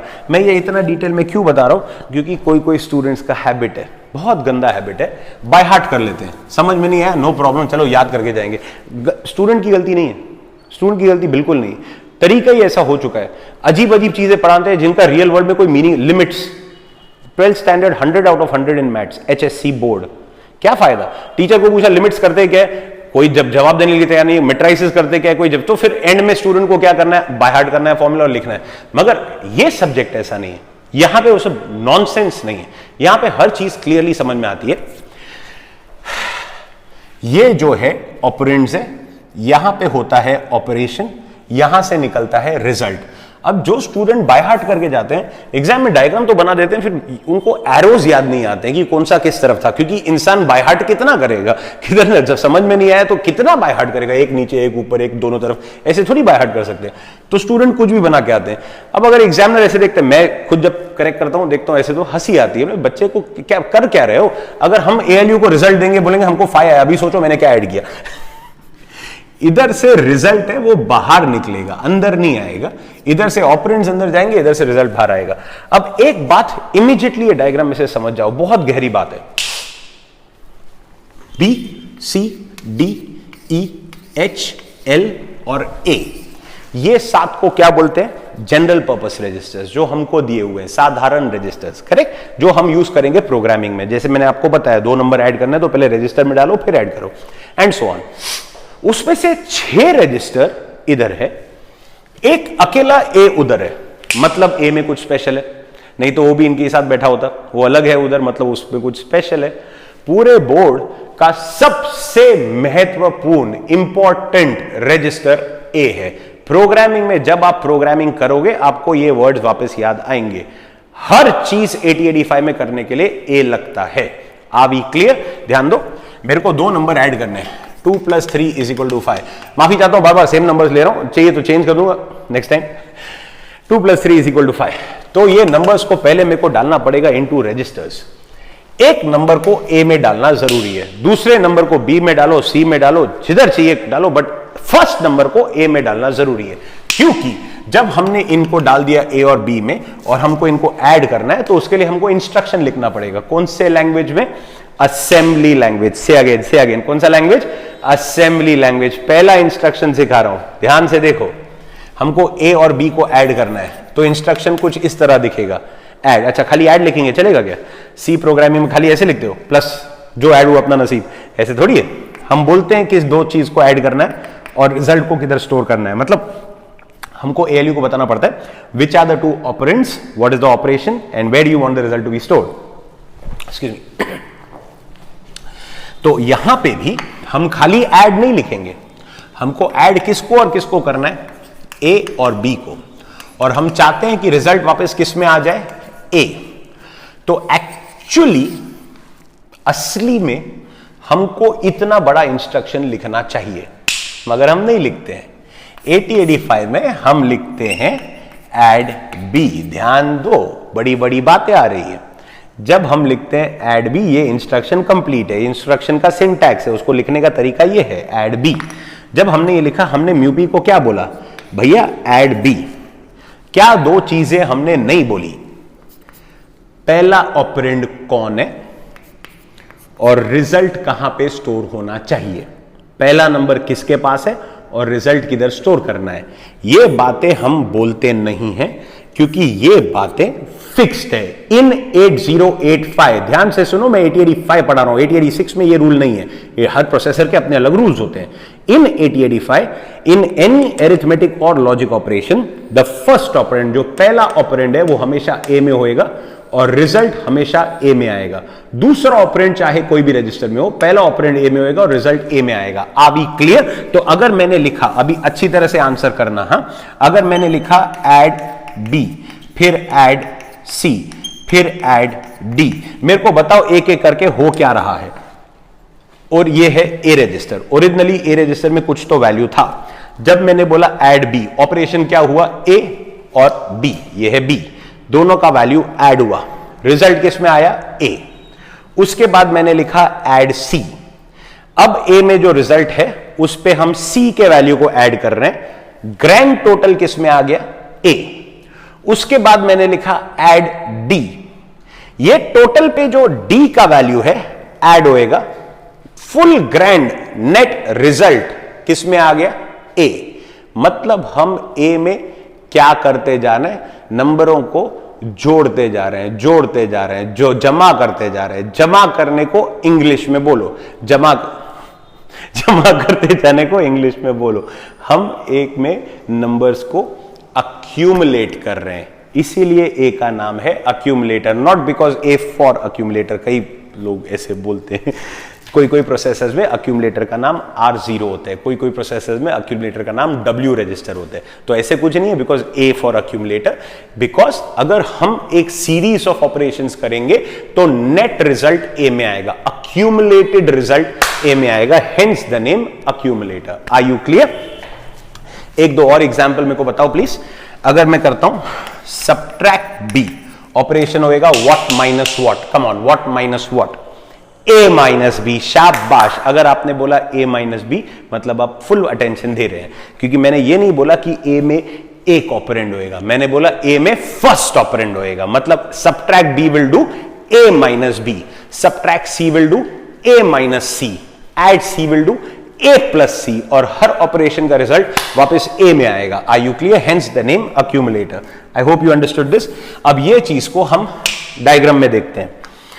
हमने ए रजिस्टर में डाला वैल्यू 02, बी रजिस्टर में डाला वैल्यू 03, हमने लिखा add B, operation will be A plus B, result will be stored in A. चलो ये पूरे प्रोसेस को डायग्राम में देखो। कम ऑन, शाबाश शाबाश। पहले हमने ए में डाला 02, तो ए रजिस्टर में आ गया वैल्यू 02। Are you clear? फिर हमने डाला बी में 03। कम ऑन, शाबाश। बी में आ गया वैल्यू 03। अब हम दोनों को क्या करने जा रहे हैं? ऐड करेगा कौन? ALU। ALU के ये दोनों क्या है? हैंगर है जिसपे उसको सपोर्ट कर रहे हैं? नहीं, ये दोनों उसके क्या है? Operands, inputs. एक चीज जो डायग्राम खुद चिल्ला चिल्ला के बोल रहा है, कुछ भी हो जाए फर्स्ट ऑपरेंड हमेशा ए से आने वाला है, सेकंड ऑपरेंड चाहे बी से आए, चाहे सी से आए, चाहे डी से आए, जिधर से भी आएगा ये बस पकड़ के आएगा। दिखाई दे रहा है ना, उड़ के कुछ नहीं आएगा, बस पकड़ के आएगा। बस में घूमता रहेगा? नहीं, आके स्टोर हो जाएगा टेम्पररी, हाल फिलहाल टेम्पररी ये स्टोर होएगा inside a resistor called temporary register. नाम से ही समझ में आता है टेम्पररी रजिस्टर, मतलब ये फिलहाल के लिए उसको स्टोर कर रहा है, क्योंकि वैल्यू बस में नहीं घूम सकती है। सुन बोलते क्यों नहीं घूम सकती है? भैया बात समझ जाओ। बस मतलब वायर, वैल्यू मतलब करंट। करंट वायर से आएगा और जाएगा, वायर में घूमता नहीं रहेगा। अगर समझ में आता है ना, वैल्यू बी से निकलेगा तो किधर जाएगा? अगर जा नहीं सकते तो निकलेगा ही नहीं। आपको पता है कितना भी पावरफुल करंट हो, अगर मैंने प्लास्टिक के शूज पहने हुए हैं तो अगर मैं वायर को हाथ लगा दूं मेरे को कुछ नहीं होगा, क्योंकि करंट आके राउंड मार के वापस नहीं जाने वाला है। अगर उसको एग्जिट पाथ नहीं है तो वो एंटर ही नहीं कर सकते। सिमिलरली इधर से बी से वैल्यू निकल के बस में घूमेगा नहीं, निकल के आएगा टेम्प रजिस्टर में, टेम्प से ALU में जाएगा, ALU ऐड करेगा, इधर से रिजल्ट बाहर निकलेगा जो वापस बस में घूमेगा नहीं, निकलते ही सीधा ए रजिस्टर में वापस जाएगा। बात समझ में आ रही है? धीरे धीरे चलो एक बार वापस करते हैं। मैंने बोला ऐड बी, मेरे को अभी चलो मेरे को ये पूरे इंस्ट्रक्शन का फुल वर्किंग समझाओ। ये क्वेश्चन मैं पूछता हूं बच्चों को वाइवा में, और मजा आता है अगर एक बच्चे ने पूरा आंसर किया, फिर सीधा मन करता है उसको भी फुल मार्क्स देने का। स्टार्ट टू एंड मेरे को बताओ ये इंस्ट्रक्शन ऐड बी कैसे एग्जीक्यूट होते हैं, एकदम शुरुआत से, फेचिंग के प्रोसेस से। बोलो ऐड बी एक क्या है? इंस्ट्रक्शन। किधर स्टोर्ड है? मेमोरी में। जब इसका नंबर आएगा पहले पहले इसको क्या करना है? फेच। फेच करने के लिए एड्रेस लगते हैं। एड्रेस किसके पास है? PC। तो शुरुआत हर इंस्ट्रक्शन की इधर से होगी। स्टार्ट करो। ये हमारा ऐड बी इंस्ट्रक्शन है मेमोरी में, ये PC है जिसके पास उसका एड्रेस है। PC एड्रेस देगा, एड्रेस निकलेगा, एड्रेस बस में निकल के मेमोरी के पास जाएगा, प्रोसेसर बोलेगा मेरे को रीड करना है। ये हमारा इंस्ट्रक्शन। इंस्ट्रक्शन का नाम बोलो, इंस्ट्रक्शन का नाम बोलो, ऐड बी। ये हमारा इंस्ट्रक्शन आएगा मेमोरी से। कौन से बस से आएगा? शाबाश शाबाश शाबाश। कौन से बस से आएगा? डेटा बस से। ये इंस्ट्रक्शन अंदर आएगा, अंदर से ये बस पकड़ेगा, अंदर से ये बस पकड़ेगा, इधर से आएगा। क्या है हमारा? इंस्ट्रक्शन है, इंस्ट्रक्शन है। मतलब किधर जाएगा, इंस्ट्रक्शन रजिस्टर। शाबाश, कौन सा प्रोसेस खत्म हो गया, फेचिंग। अब जाएगा किधर, इंस्ट्रक्शन डिकोडर। क्यों जाएगा, हमने तो बड़े प्यार से लिखा था ऐड बी, जो आया है वो ऐड बी नहीं है, वो ये आया है, ऐसे कुछ एक पैटर्न आया है, तो प्रोसेसर को ये पैटर्न को समझना पड़ेगा कि आखिर ये पैटर्न क्या है। वो प्रोसेस को बोलते हैं decoding.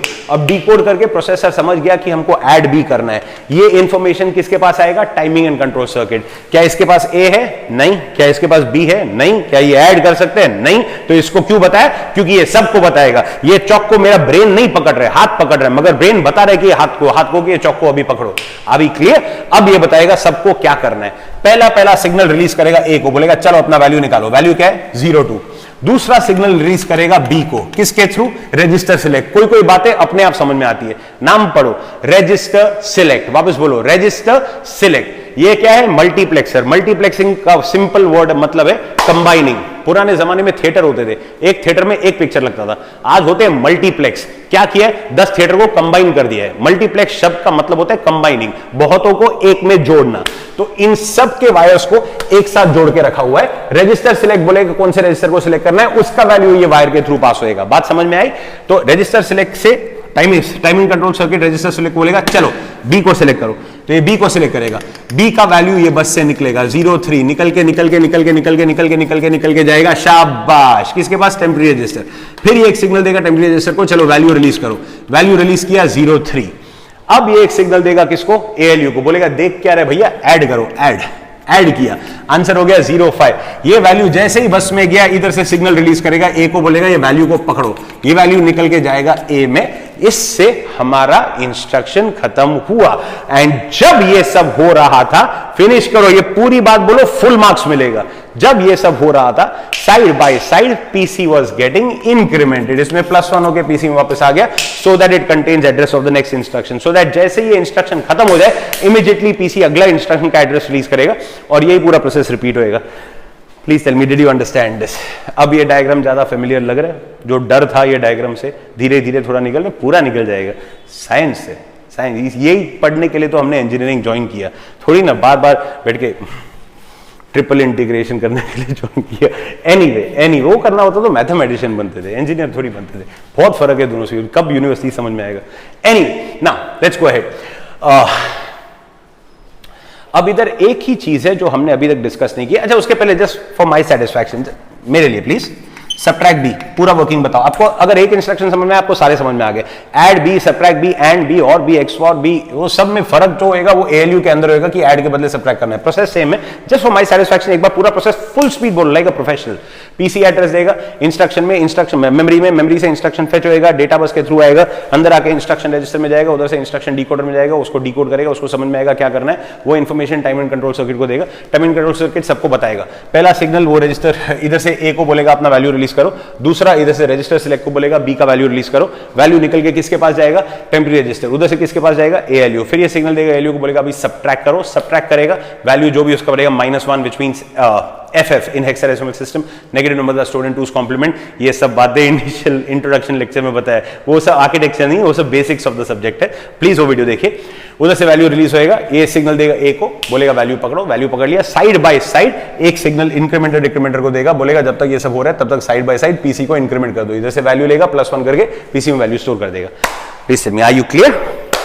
Subtract B, and B, और बी सब ऐसे ही काम करते हैं। Rotate B, rotate left, rotate right, etcetera. अब तो एक बार खाली मेरे को बोल दो, what is the role of temporary register? Clear answer, okay, clear answer. Temporary register का काम क्या है? To hold the second operand temporarily, दूसरे ऑपरेंड को टेम्पररली फिलहाल पकड़ के रखने के लिए। पहला ऑपरेंड हमेशा किधर से आता है? ए। दूसरा ऑपरेंड किधर से भी आ सकते हैं, बी से आ सकते हैं, सी से आ सकते हैं, डी से आ सकते हैं, इंस्ट्रक्शन से भी आ सकते हैं। अब वो उतनी गहरी बात इतना जल्दी नहीं बोलूंगा, कंफ्यूज हो जाओगे। जब एक टॉपिक पढ़ोगे एड्रेसिंग मोड्स, उसमें समझ में आएगा there is something called immediate addressing mode. मतलब हम सीधा लिख सकते हैं ऐड 25।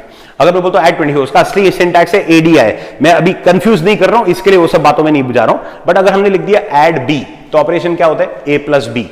वैसे ही अगर हमने बोल दिया ऐड 25, तो ऑपरेशन क्या होगा? a plus 25। बात समझ में आएगी नहीं? उसमें भी पहला ऑपरेंड तो a है, दूसरा ऑपरेंड 25 कोई रजिस्टर से नहीं आ रहा है, इंस्ट्रक्शन में ही लिखा हुआ है। इंस्ट्रक्शन से ही सीधा वैल्यू आ जाएगा, किसके अंदर आएगा? Temporary register. फिर उधर से वैल्यू एएलयू में जाएगा, ऐड होएगा, रिजल्ट आएगा ए रजिस्टर में। Are you clear? तो इधर हमको ए समझ में आया, टेम्प समझ में आया, ALU समझ में आया, इंस्ट्रक्शन ये सब तो ऑलरेडी समझ चुके थे। बस अब इधर एक ही चीज है, इधर एक चीज है, उधर एक चीज है, अंदर का आर्किटेक्चर खत्म, फ्लैग रजिस्टर बड़े काम की चीज है, बड़े काम की चीज है। ठीक है, जब प्रोग्रामिंग करोगे पता चलेगा ये वर्ड्स के वैल्यू, बहुत काम का रजिस्टर है वो। फ्लैग रजिस्टर में बहुत सारे फ्लैग्स होते हैं। फ्लैग क्या करते हैं, हर फ्लैग एक बिट का होता है, मतलब वो 0 या 1 हो सकता है। फ्लैग्स स्टेटस बताते हैं, ध्यान से सुनो, क्या बताते हैं, स्टेटस, हालात बताते हैं, किसका, रिजल्ट का। ए में क्या आता है, रिजल्ट, फ्लैग में आता है उसका हालात, उसका स्टेटस। मतलब फ्लैग रजिस्टर में अलग अलग किस्म के फ्लैग होते हैं, एक 0 फ्लैग होता है, एक कैरी फ्लैग होता है, साइन फ्लैग, एक पूरा लेक्चर करने वाला हूं फ्लैग रजिस्टर का, इंग्लिश में तो बना हुआ है पूरे वेबसाइट पे, पूरा 8085 इंग्लिश में बना हुआ है, वेबसाइट पे है ऑलरेडी। हिंदी में भी बनाएंगे, हर वीडियो के पीछे बहुत टाइम लगता है मगर बनाएंगे, वो प्रोसेस चालू हो चुका है, वो भी बनने वाला है। एनीवे, तो फ्लैग रजिस्टर में अलग अलग फ्लैग्स होते हैं। अब ये कैरी फ्लैग होता है, खुद ही बोल दो, कैरी फ्लैग क्या बताएगा कि ऑपरेशन में कैरी हुआ था कि नहीं। अगर कैरी हुआ था तो कैरी फ्लैग 1 होएगा, नहीं हुआ था तो कैरी फ्लैग 0 होएगा, सीधी बात। एक साइन फ्लैग है, वो क्या बताएगा कि जो हमारा रिजल्ट है वो पॉजिटिव है या नेगेटिव है। ये सब किसके बारे में बता रहे हैं, ऑपरेंड के बारे में बता रहे हैं या रिजल्ट के बारे में बता रहे हैं। रिजल्ट के बारे में ना, ऑपरेंड तो मैंने ही दिया, मेरे को क्या बता रहे हो पॉजिटिव, मैं ही तो नंबर दे रहा हूं, मेरे को रिजल्ट के बारे में बताओ। मैंने 2 नंबर को ऐड किया, मेरे को पता करना है भैया कैरी हुआ था कि नहीं, आंसर नेगेटिव हुआ है कि नहीं। 0, देयर इज अ 0 फ्लैग, वो बताएगा कि रिजल्ट 0 हुआ है कि नहीं। There is a parity flag, वो बताएगा कि रिजल्ट में इवन पैरिटी है या odd parity, and so on. So कई प्रोसेसर में अलग अलग किस्म के फ्लैग होते हैं, 8085 में भी है। जब स्टूडेंट आर्किटेक्चर पढ़ते हैं, अभी मतलब वो सब्जेक्ट स्टार्ट कर रहे हैं, तो उन्होंने प्रोग्रामिंग किया नहीं है, तो स्टूडेंट्स को समझ में नहीं आता कि ये फ्लैग रजिस्टर का यूज किया है। बहुत काम का है, हर प्रोग्राम में काम आता है। सबसे ज्यादा काम होने वाले फ्लैग्स होते हैं carry flag, 0 flag and sign flag, ये सबसे ज्यादा काम आते हैं। सिंपल एग्जांपल बताता हूं, मेरे को 2 नंबर को कंपेयर करना है, मेरे को पता करना है कौन सा बड़ा है कौन सा छोटा है। बोलो सबसे तेज तरीका बताओ 2 नंबर को कंपेयर करने का। सबट्रैक्ट कर दो, सिंपल, दोनों को बस सबट्रैक्ट कर दो, माइनस कर दो, देखो क्या होता है। अगर रिजल्ट पॉजिटिव निकला मतलब फर्स्ट नंबर बिगर है, अगर रिजल्ट नेगेटिव निकला मतलब सेकंड नंबर बिगर है, अगर रिजल्ट 0 निकला मतलब दोनों नंबर सेम है। तो मेरे को 2 नंबर को कंपेयर करना था, मैंने क्या कर दिया, सबट्रैक्ट कर दिया। अब क्या मेरे को रिजल्ट के वैल्यू में इंटरेस्ट है, मेरे को यह पता करने में इंटरेस्ट है कि रिजल्ट पॉजिटिव है या नेगेटिव है या 0 है।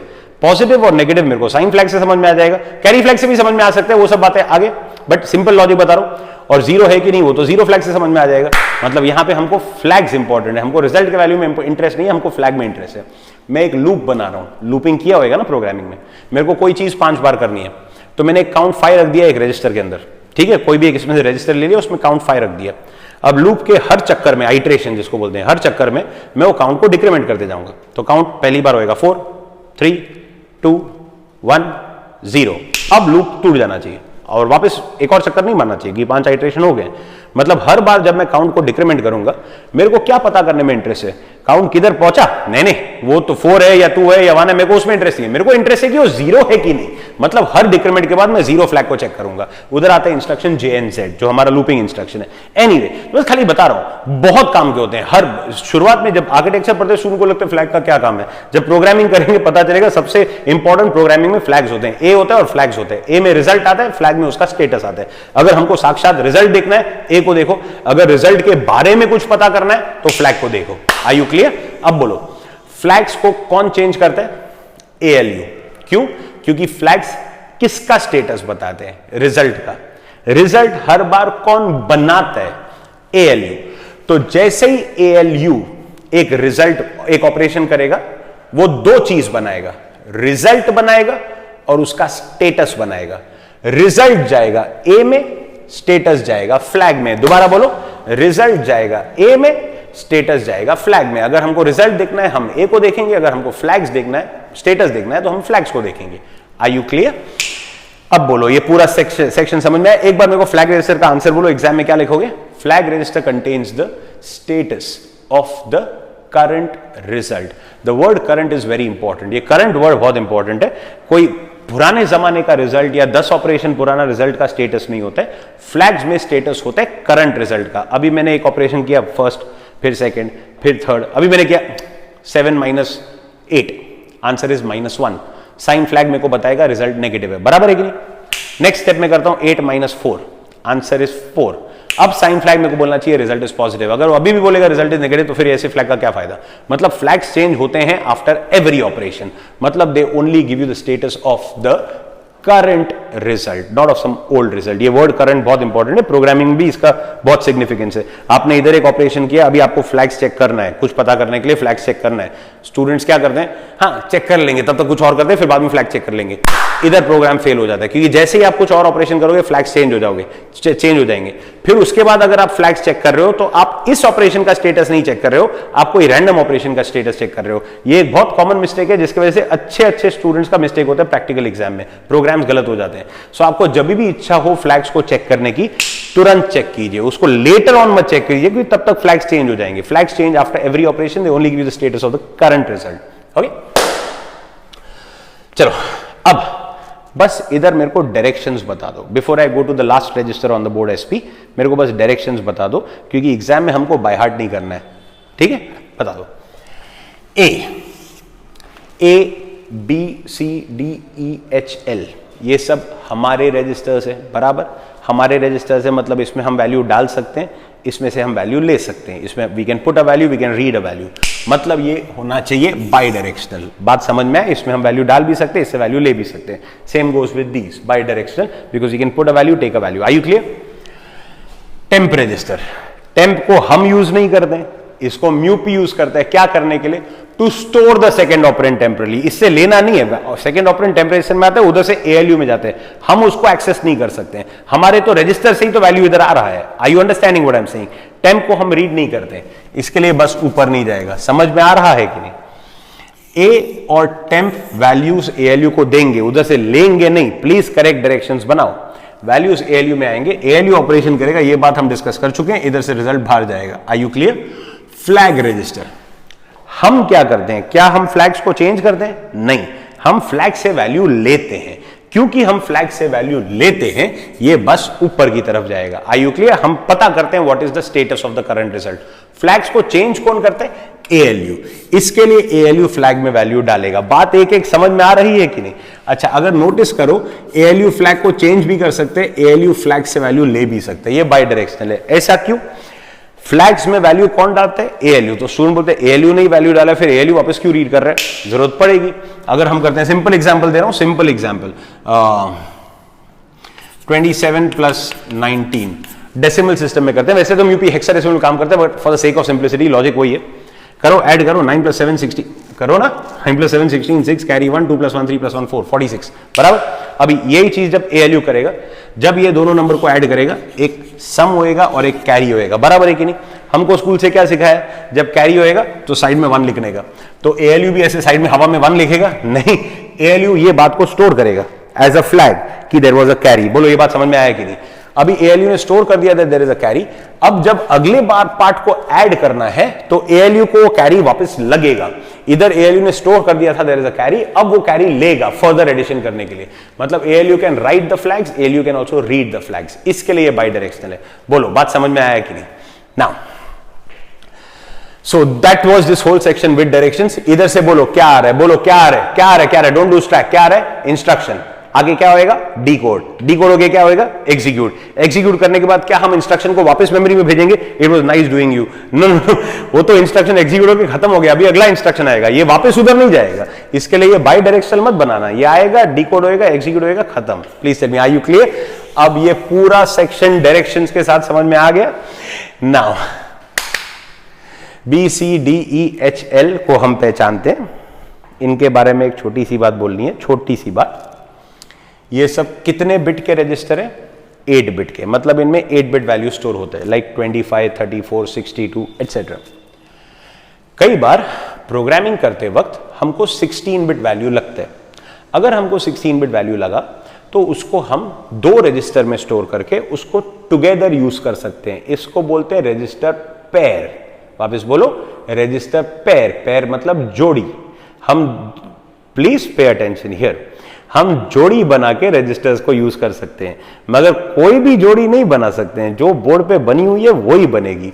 जितना मैं चाहूं बी डी जोड़ी नहीं बन सकती है, बी सी पेयर होता है, डी ई पेयर होता है और एच एल पेयर होता है। प्लीज फोकस, ठीक है, B C pair, D E pair और एच एल पेयर, और कोई पेयर हम नहीं बना सकते हैं। अच्छा, B C D E H L में कोई भी एक पेयर ले लो, like H L as an example. H register कितने बिट का है? 8 बिट का। लेट से उसमें है वैल्यू 40। एल रजिस्टर कितने बिट का है? 8 बिट का। लेट से उसमें वैल्यू है 00। हम एच को अकेले यूज कर सकते हैं, एल को अकेले यूज कर सकते हैं, और जब चाहे एच एल पेयर को as a single entity use कर सकते हैं। जब हम एच एल पेयर को यूज कर रहे हैं तो उसका वैल्यू है 4000। कहने का मतलब है एच में होता है हायर बाइट, एल में होता है लोअर बाइट, इसीलिए उसका नाम है एच एल। समझ में आ गया ना, हायर एंड लोअर। यानी कि एक और एग्जांपल लेते हैं, अगर बी में there is 1 2 valid absolutely 8 bit number, C contains 3 4 absolutely valid 8 bit number. ना व्हेनेवर आप जब चाहो बी को अकेले यूज कर सकते हो, सी को अकेले यूज कर सकते हो, जब चाहिए दोनों को पेयर बना के, जोड़ी बना के यूज करो। अच्छा, ये जोड़ी का वैल्यू क्या है?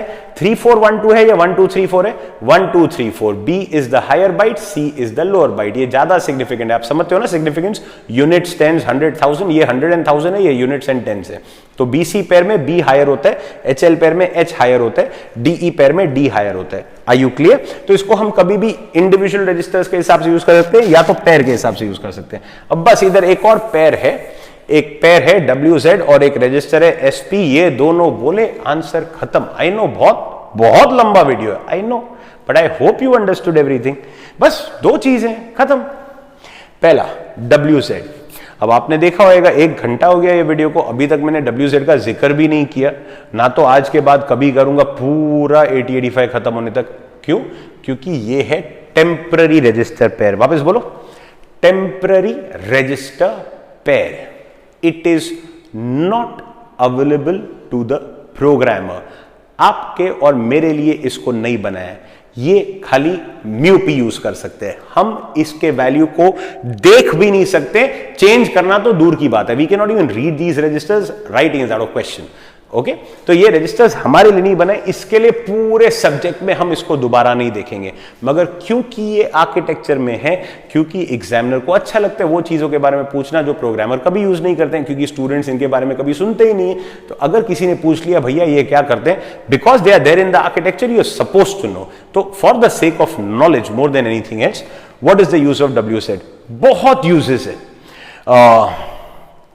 कभी फुर्सत में मिलो, फोन करो, मेरा व्हाट्सएप नंबर मेरे यूट्यूब चैनल पे है 9820408217। डिटेल में ऑडियो रिप्लाईज भेजूंगा। 10 एग्जाम्पल है। LDA इंस्ट्रक्शन में यूज होता है, STA में यूज होता है, SHLD में यूज होता है, LHLD में यूज होता है, XTHL में यूज होता है, कॉल में यूज होता है, जंप में यूज होता है।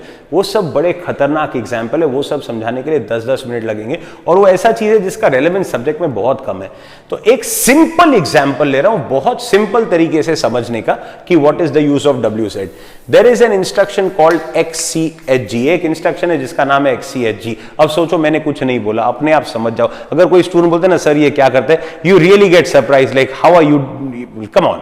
XCHG stands for exchange. नाम से ही समझ में आता है, ये इंस्ट्रक्शन को बनाया गया है 2 चीजों को एक्सचेंज करने के लिए। 8085 में exchange instruction always exchanges between HL pair and DE pair. ये उसका फिक्स्ड ऑपरेशन है। वो HL पेयर और DE पेयर के वैल्यू को इंटरचेंज करेगा, अदला बदली करेगा। अगर HL पेयर में है 1 2 3 4 और DE पेयर में है 5 6 7 8, तो इधर आ जाएगा 5 6 7 8, इधर आ जाएगा 1 2 3 4। अब बताओ 2 चीजों को हम एक्सचेंज कैसे करते हैं? सी प्रोग्रामिंग में अगर मेरे को A और B को एक्सचेंज करना है, कैसे करोगे? A = B, B = A। नहीं, कैसे करोगे? temp = A, A = B, B = temp। बराबर है कि नहीं? 2 वेरिएबल को एक्सचेंज करने के लिए एक टेम्पररी वेरिएबल लगता है, 2 रजिस्टर पेयर्स को एक्सचेंज करने के लिए एक टेम्पररी रजिस्टर पेयर लगेगा। म्यूपी पहले HL पेयर का वैल्यू ले लेगा into some temporary place like WZ। क्या वैल्यू डालेगा? 1 2 3 4। फिर एक लेगा वैल्यू DE पेयर का, HL पेयर में डालेगा, इधर आ जाएगा 5 6 7 8। फिर लेगा WZ का वैल्यू और DE में डालेगा, इधर आ जाएगा 1 2 3 4। जॉब डन, दोनों इंटरचेंज हो गए। ये करने के लिए म्यूपी को ये वैल्यू टेम्पररी किधर पकड़ना था। कितने बिट का वैल्यू है? 16 बिट का। तो पकड़ने के लिए 16 बिट का रजिस्टर पेयर लगेगा। स्टूडेंट बोलते हैं सर WZ का खर्चा क्यों बढ़ाया, HL पेयर और DE पेयर को एक्सचेंज करना था ना, तो ये वैल्यू को BC में डाल देते, वो तो फ्री बैठा है। नहीं भैया, BC pair, DE pair and HL pair हमारे रजिस्टर है। हमारे रजिस्टर मतलब वो प्रोग्रामर को दिए हुए हैं। हम जब उसको यूज करते हैं तो भरोसे के हिसाब से यूज करते हैं। हाँ भैया, अगर मैंने इसमें एक वैल्यू रखा तो वैल्यू पड़ा रहेगा, ऐसा नहीं कि थोड़ी देर के बाद देखूं वैल्यू गायब, सॉरी नसीब, ऐसे थोड़ी। अगर एक रजिस्टर प्रोग्रामर को दिया हुआ है तो म्यूपी उसको रैंडमली चेंज नहीं कर सकते। म्यूपी ऐसे रजिस्टर को यूज करेगा जो प्रोग्रामर के लिए नहीं है, म्यूपी के लिए बनाया हुआ है। बोलो बात समझ में आया कि नहीं? इसके लिए म्यूपी इधर WZ यूज करेगा। ये बहुत सिंपल एग्जांपल था, बहुत बड़े बड़े एग्जांपल है WZ के। ऐसे कॉल में अगर इसका यूज, कॉल नाम का एक इंस्ट्रक्शन है उसमें, और जंप में अगर WZ का यूज देखो दिमाग खुल जाता है। एक और है मस्त इंस्ट्रक्शन XTHL। ये सब बातें टाइमिंग डायग्राम्स में आती हैं, इंग्लिश में उसके वीडियोस बने हुए हैं मेरे वेबसाइट पे। जब वो देखेंगे तो बड़ा मजा आता है कि अरे WZ इधर काम आता है। बट ये वो सब समझाने के लिए बहुत बड़ा टाइम लगेगा, बहुत बड़ा वीडियो लगेगा। ये सिंपल सा एग्जांपल था, इसके लिए मैंने दे दिया। सो एक्सचेंज, दो रजिस्टर पेयर को एक्सचेंज करने के लिए WZ यूज होता है। Take the value of HL, put into WZ, take the value of D, put into HL, take the value of WZ, put into D, job done. Okay, now ये इसके लिए WZ क्यों use किया, BC क्यों नहीं use किया, समझ में आया ना? BC हमारा रजिस्टर है, म्यूपी रैंडमली उसका वैल्यू चेंज नहीं कर सकते, उसमें हमने वैल्यू डाला है, भरोसे पे टिका रहेगा। Now so that was WZ। With this there is only one thing remaining in this diagram, SP, stack pointer. वापस बोलो, स्टैक पॉइंटर। अब SP समझने के लिए पहले समझ में आना चाहिए व्हाट इज अ स्टैक। ध्यान से सुनो जो मैं बोल रहा हूं। Stack is a data structure. मेरे को पता नहीं आपने C प्रोग्रामिंग में स्टैक्स यूज किए हैं कि नहीं, आई अज्यूम नहीं किए हैं क्योंकि ये बहुत लोग नहीं करते। तो सिंपल एग्जांपल बता रहा हूं। ये है एक स्टैक, इंग्लिश में ऐसे बोलते हैं ना, हमने इसको स्टैक करके रखा है। कितने एलिमेंट्स है ये स्टैक में? 3। ये था फर्स्ट एलिमेंट, उसके ऊपर डाला सेकेंड एलिमेंट, ब्ला ब्ला ब्ला। ये था लास्ट एलिमेंट जो स्टैक के अंदर जाएगा, last element that goes in but will be the first element that comes out. मतलब स्टैक के काम करने का तरीका बोलो, लास्ट इन फर्स्ट आउट। दोबारा, लास्ट इन फर्स्ट आउट। जो एंड में अंदर गया वो सबसे पहले बाहर जाएगा। एक आपका जेब है, उसमें आपने डाला एक चीज, फिर उसके ऊपर दूसरा, उसके ऊपर तीसरा, फुल कर दिया।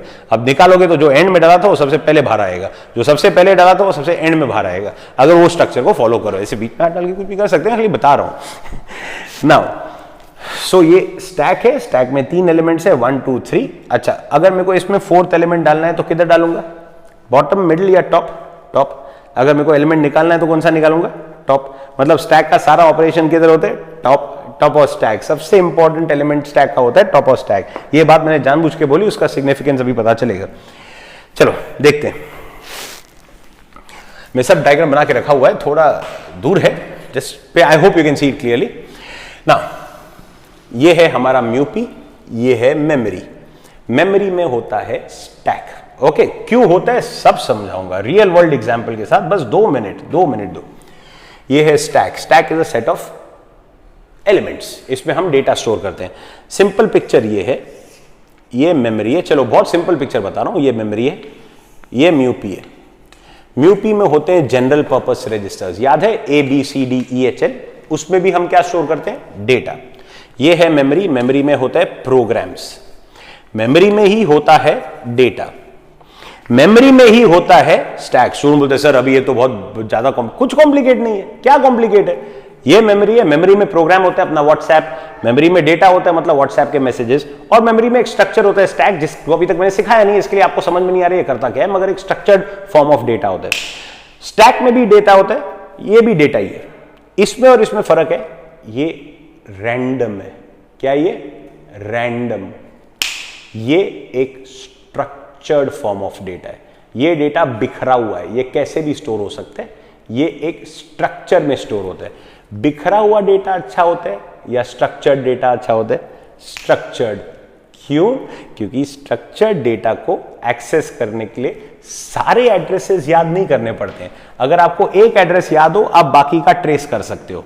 बिखरे हुए डेटा में हर डेटा का एड्रेस लगता है। बोलो बात समझ में आया कि नहीं? फिर आप बोलोगे सारा डेटा स्ट्रक्चर्ड होना चाहिए, नहीं, उसके भी रीजन है, मगर उसके लिए मेरे को आपको पूरा ऑपरेटिंग सिस्टम समझाना पड़ेगा। खाली इतना समझ जाओ, हमारी बुक है, हम उसको सीधा सीधा कंटिन्यूस पेज बाय पेज भी लिख सकते हैं, रैंडमली भी उस पर कोई भी पेज खोल के लिख सकते हैं। ऐसे नहीं है कि हम हमेशा स्ट्रक्चर होते हैं, ऐसे भी नहीं है कि हम हमेशा रैंडम होते हैं। कई बार अलग रीजंस की वजह से हम अलग तरीके का अप्रोच यूज करते हैं। That's the simplest example I can give you. So this is structured data, this is random data. Now ध्यान से सुनो जो मैं बोल रहा हूं। हम स्टैक की बात कर रहे थे। सो ये है स्टैक। स्टैक में होता है डेटा। तो चलो ये 4 एलिमेंट है, element number 1, element number 2, element number 3, element number 4। ये है एड्रेसेस। स्टैक में पहले कौन गया? 1, फिर 2, फिर 3, फिर 4। ओके। स्टूडेंट बोलते हैं सर एक और टाइप का डेटा स्ट्रक्चर होता है, उसको बोलते हैं क्यू। अगर आपने पढ़ा हो सी प्रोग्रामिंग में, Q works in first out. First in first out मतलब अगर क्यू में हमने डाला 1 2 3 4 तो निकलेगा भी 1 2 3 4। स्टैक में अगर हमने डाला 1 2 3 4 तो निकलेगा 4 3 2 1। मतलब क्यू में जो भी डालो वो सीधा बाहर आता है, स्टैक में जो भी डालो वो उल्टा बाहर आता है। तो स्टूडेंट बोलते फिर तो क्यू ज्यादा बेटर हुआ। नहीं, पूरी दुनिया में स्टैक्स यूज होते हैं मच मोर देन क्यू। ऐसे नहीं कि क्यू नहीं यूज होते, मगर stacks are much more useful. I tell you why. पहले थियरी में समझाऊंगा, फिर रियल वर्ल्ड एग्जांपल समझाऊंगा, ऐसे समझ में आएगा। पहले थियरी में समझाऊंगा कि हमको एग्जाम में तो थियरी आंसर लिखना है। ये है 4 लोग। मेरा जो हाथ है वो एक टिकट काउंटर है। इंडिया हमारा beautiful country but also very populated. जो भी चाहिए हर जगह पे क्राउड होता है, तो हम क्यू बनाते हैं, सिविलाइज्ड है, से रैंडमली तो नहीं जाते। तो ये टिकट के लिए 4 लोगों का क्यू है। मेरा हाथ टिकट काउंटर है। अब पहले कौन आया? 1, फिर 2, फिर 3, फिर 4। अगर कोई 5th इंसान को ये क्यू में ज्वाइन करना है तो वो इधर ज्वाइन होंगे, बराबर। पहले टिकट किसको मिलेगा? इसको। तो वो इधर से बाहर निकलेगा या निकलेगी। मतलब अगर मेरे को, this is how a Q works. ये क्यू है, क्यू, स्टैक नहीं, क्यू। इधर से लोग आते जाएंगे, इधर से निकलते जाएंगे। जो पहले आया वो पहले निकलेगा। फर्स्ट इन फर्स्ट आउट, बराबर है कि नहीं? ये है रियल वर्ल्ड में। बट अगर इसको प्रोग्रामर के हिसाब से देखो, अगर प्रोग्रामर को क्यू इंप्लीमेंट करना है तो बड़ी तकलीफ होगी, क्योंकि हमको एक एड्रेस लगेगा एलिमेंट डालने के लिए, एक एड्रेस लगेगा एलिमेंट निकालने के लिए। बोलो बात समझ में आया कि नहीं? अब यही चीज अगर हम स्टैक बनाते हैं, स्टैक, ये टेबल है 1 2 3 4 डस्टर एक के ऊपर एक स्टैक करके रख दिए। अब मेरे को एक नया डस्टर डालना है। किधर डालूं? बॉटम, मिडिल या टॉप? टॉप। अगर मेरे को एक डस्टर निकालना है, कौन सा निकालूं? टॉप। मतलब स्टैक के सारे ऑपरेशंस 2 एंड पे होते हैं, एक एंड पे, एक एंड पे द टॉप ऑफ स्टैक। मतलब स्टैक पे काम करने के लिए मेरे को 2 एड्रेसेस याद नहीं करने, मेरे को एक ही एड्रेस याद करना है। That address is stored in stack pointer. That is why we need a stack pointer. पहले बोलो, स्टैक और क्यू के इंप्लीमेंटेशन में फर्क समझ में आया? क्यू के लिए 2 एड्रेसेस लगेंगे, स्टैक के लिए 1 एड्रेस लगेगा। छोड़ो स्टैक को, छोड़ो क्यू को, छोड़ो, दोनों को निकालो बाहर। क्या हम डेटा को रैंडमली भी स्टोर कर सकते हैं? ऑफकोर्स स्टोर कर सकते हैं। तकलीफ ये है कि रैंडमली स्टोर करेंगे तो हर डेटा का एड्रेस याद रखना पड़ेगा। उसके बदले अगर स्ट्रक्चर बना देंगे तो कम एड्रेसेस याद रखने पड़ेंगे। अगर वो स्ट्रक्चर क्यू होएगा तो 2 एड्रेसेस लगेंगे। अगर वो स्ट्रक्चर स्टैक होएगा तो एक एड्रेस में हमारा काम हो जाएगा। भले अंदर 1000 एलिमेंट है, हम एक एड्रेस से हम सारे एलिमेंट्स को ट्रेस कर पाएंगे। So what is easier to implement? A stack. That is why all processors use a stack. There are more reasons to it also. Of course, सब रूटीन में रिटर्न एड्रेसेस स्टैक में store होते हैं, मगर उतनी गहरी बात है अगर मैं स्टार्टिंग में बता दूं कंफ्यूज हो जाओगे, डर जाओगे। सिंपल एग्जांपल, स्टैक को इंप्लीमेंट करने के लिए एक एड्रेस लगता है। That is the primary reason why stack came into the world. Okay, stacks implementation in programming. Now अगर ये बात समझ में आई तो मेरे को बताओ, ये 4 एलिमेंट है, 5वां एलिमेंट किधर आएगा? 4th के ऊपर, मतलब टॉप पे। एलिमेंट किधर से बाहर निकलेगा? टॉप से। मतलब पूरे मेमोरी में जितना भी हमने स्टैक यूज किया हुआ है उस पे सारे ऑपरेशंस, एलिमेंट डालना, एलिमेंट निकालना, सब किधर होएगा? टॉप पे। तो अगर मेरे को स्टैक का एड्रेस याद रखना है तो किसका एड्रेस याद रखना है? Top of stack. That address हम स्टोर करते हैं स्टैक पॉइंटर में। स्टैक पॉइंटर में है 4002। अब स्टूडेंट्स को ये बात थोड़ी कंफ्यूजिंग लगती है, इसको सिंप्लीफाई करते हैं। इस वक्त स्टैक में कितने एलिमेंट्स हैं? 4। डरो मत, आर्किटेक्चर समझ में आ गया। स्टैक में डर रहे हो? 1 मिनट और खत्म। स्टैक में कितने एलिमेंट्स हैं? 4। इस वक्त टॉप ऑफ स्टैक है 04। Value of top of stack 04।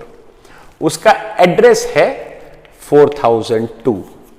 Value of top of stack is 04। Address of top of stack is 4002। TOS मतलब टॉप ऑफ स्टैक। SP क्या है? 4002। बस ये बात क्लेरिफाई करनी थी।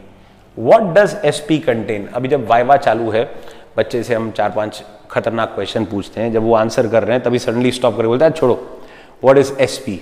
स्टूडेंट हड़बड़ाहट में बोल देते हैं SP is top of stack. Wrong answer, SP is not the top of stack, SP is the address of the top of stack. बात समझो, मैं म्यूपी हूं, ये मेमोरी है, स्टैक किधर है? मेमोरी में। एसपी किधर है? म्यूपी में। एसपी क्या है? एक रजिस्टर है, उसमें क्या है? Address of top of stack. से एक बार लास्ट टाइम बोलो, क्या है? Address of top of stack. मैं म्यूपी हूं, मेरे को स्टैक पे जाना है, स्टैक में मेरे को कुछ भी करना है तो खाली टॉप ऑफ स्टैक पे ही जा सकता हूं, तो मेरे को टॉप ऑफ स्टैक का एड्रेस चाहिए, वो एड्रेस एसपी में होता है। जैसे पीसी है, पीसी में भी क्या है? Address of next instruction. SP में भी क्या है? Address of top of stack. Since दोनों में एड्रेस है, इसके लिए दोनों 16 बिट के रजिस्टर है। तो बस स्टूडेंट यही सुनते दोबारा कंफ्यूज हो जाते, अरे इसका मतलब एसपी और पीसी सेम है। नहीं, एसपी पीसी सेम नहीं है। अब मैं जो करने वाला हूं वो हमारे पिछले 1 घंटे का समरी है। ओके, ध्यान से सुनो, मैं सब चीजों को कंसोलिडेट करके एक समेट के एक सिंगल डायग्राम में बता रहा हूं। ये है म्यूपी, ये है मेमोरी। मेमोरी में होते हैं प्रोग्राम, बराबर। मेमोरी में होता है रैंडम डेटा, बराबर। मेमोरी में होता है स्टैक, बराबर। म्यूपी में होते हैं जनरल पर्पस रजिस्टर्स ABCDEHL। म्यूपी में होता है पीसी और म्यूपी में होता है एसपी। ये दोनों है स्पेशल रजिस्टर्स। अब आंसर करो, पीसी क्या देता है? एड्रेस ऑफ नेक्स्ट इंस्ट्रक्शन, मतलब पीसी प्रोग्राम की तरफ पॉइंट करता है, वो बोलता है अगला इंस्ट्रक्शन कहां से लाना है। एसपी क्या देता है? Address of top of stack. दोनों क्या दे रहे हैं? एड्रेस दे रहे हैं, मगर दोनों सेम चीज का एड्रेस नहीं दे रहे हैं। पीसी प्रोग्राम का एड्रेस दे रहे हैं, hence the name program counter. SP stack का एड्रेस दे रहे हैं, hence the name stack pointer. Are you clear? बस एक बात अगर बोल दोगे ना, मेरे को सच्ची में खुश करोगे। आई विल फील ये पूरा जो इतना शूटिंग के टाइम पे सब एसी फैन बंद करना पड़ता है, गर्मी में हम जो शूट करें पसीने बाहर है, उसका कोई सेंस है? प्लीज ये बात का करेक्ट आंसर देना। पीसी और एसपी में से कौन ज्यादा यूज होता है? किसका यूजेज? दोनों इंपॉर्टेंट है, इंपॉर्टेंट नहीं होता तो हम टाइम पास के लिए थोड़ी पढ़ रहे हैं, लिमिट्स थोड़ी है। दोनों बहुत यूज होते हैं, मगर किसका यूज ज्यादा होता है? कौन ज्यादा टाइम यूज होता है, पीसी या एसपी? सोच समझ के बोलना। पीसी। पीसी कभी कभी यूज होता है या हर वक्त यूज होता है? हर इंस्ट्रक्शन की शुरुआत पीसी से होती है। पीसी एड्रेस देगा, इंस्ट्रक्शन को फेच करेंगे। अगर इंस्ट्रक्शन ऐड है या सब्ट्रैक्ट है या एंड है, और है, एक्सऑर है, एटसेट्रा, तो उसमें एसपी का कोई रिलेशन ही नहीं है, क्योंकि उसमें हम स्टैक से कुछ नहीं कर रहे हैं।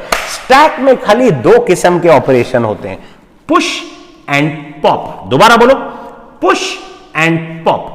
स्टैक में नया एलिमेंट डालने को बोलते हैं पुश, स्टैक से एलिमेंट बाहर निकालने को बोलते हैं पॉप। स्टैक में एलिमेंट्स डालते हैं तो हम पुश करते हैं, उसको बाहर निकालते हैं उसे पॉप करते हैं, hence the name push and pop. ठीक है, तो अगर हम पुश ऑपरेशन कर रहे हैं या पॉप ऑपरेशन कर रहे हैं तो प्रोसेसर को स्टैक में जाना है तो एसपी काम आएगा। मगर हम कुछ भी कर रहे हैं तो उसके लिए पहले इंस्ट्रक्शन को फेच करना पड़ता है। फेच करने के लिए इंस्ट्रक्शन का एड्रेस लगता है, एड्रेस पीसी देते हैं। तो ये सबसे ज्यादा यूज होने वाला रजिस्टर है, ये कभी कभी यूज होता है। Please tell me, did you understand?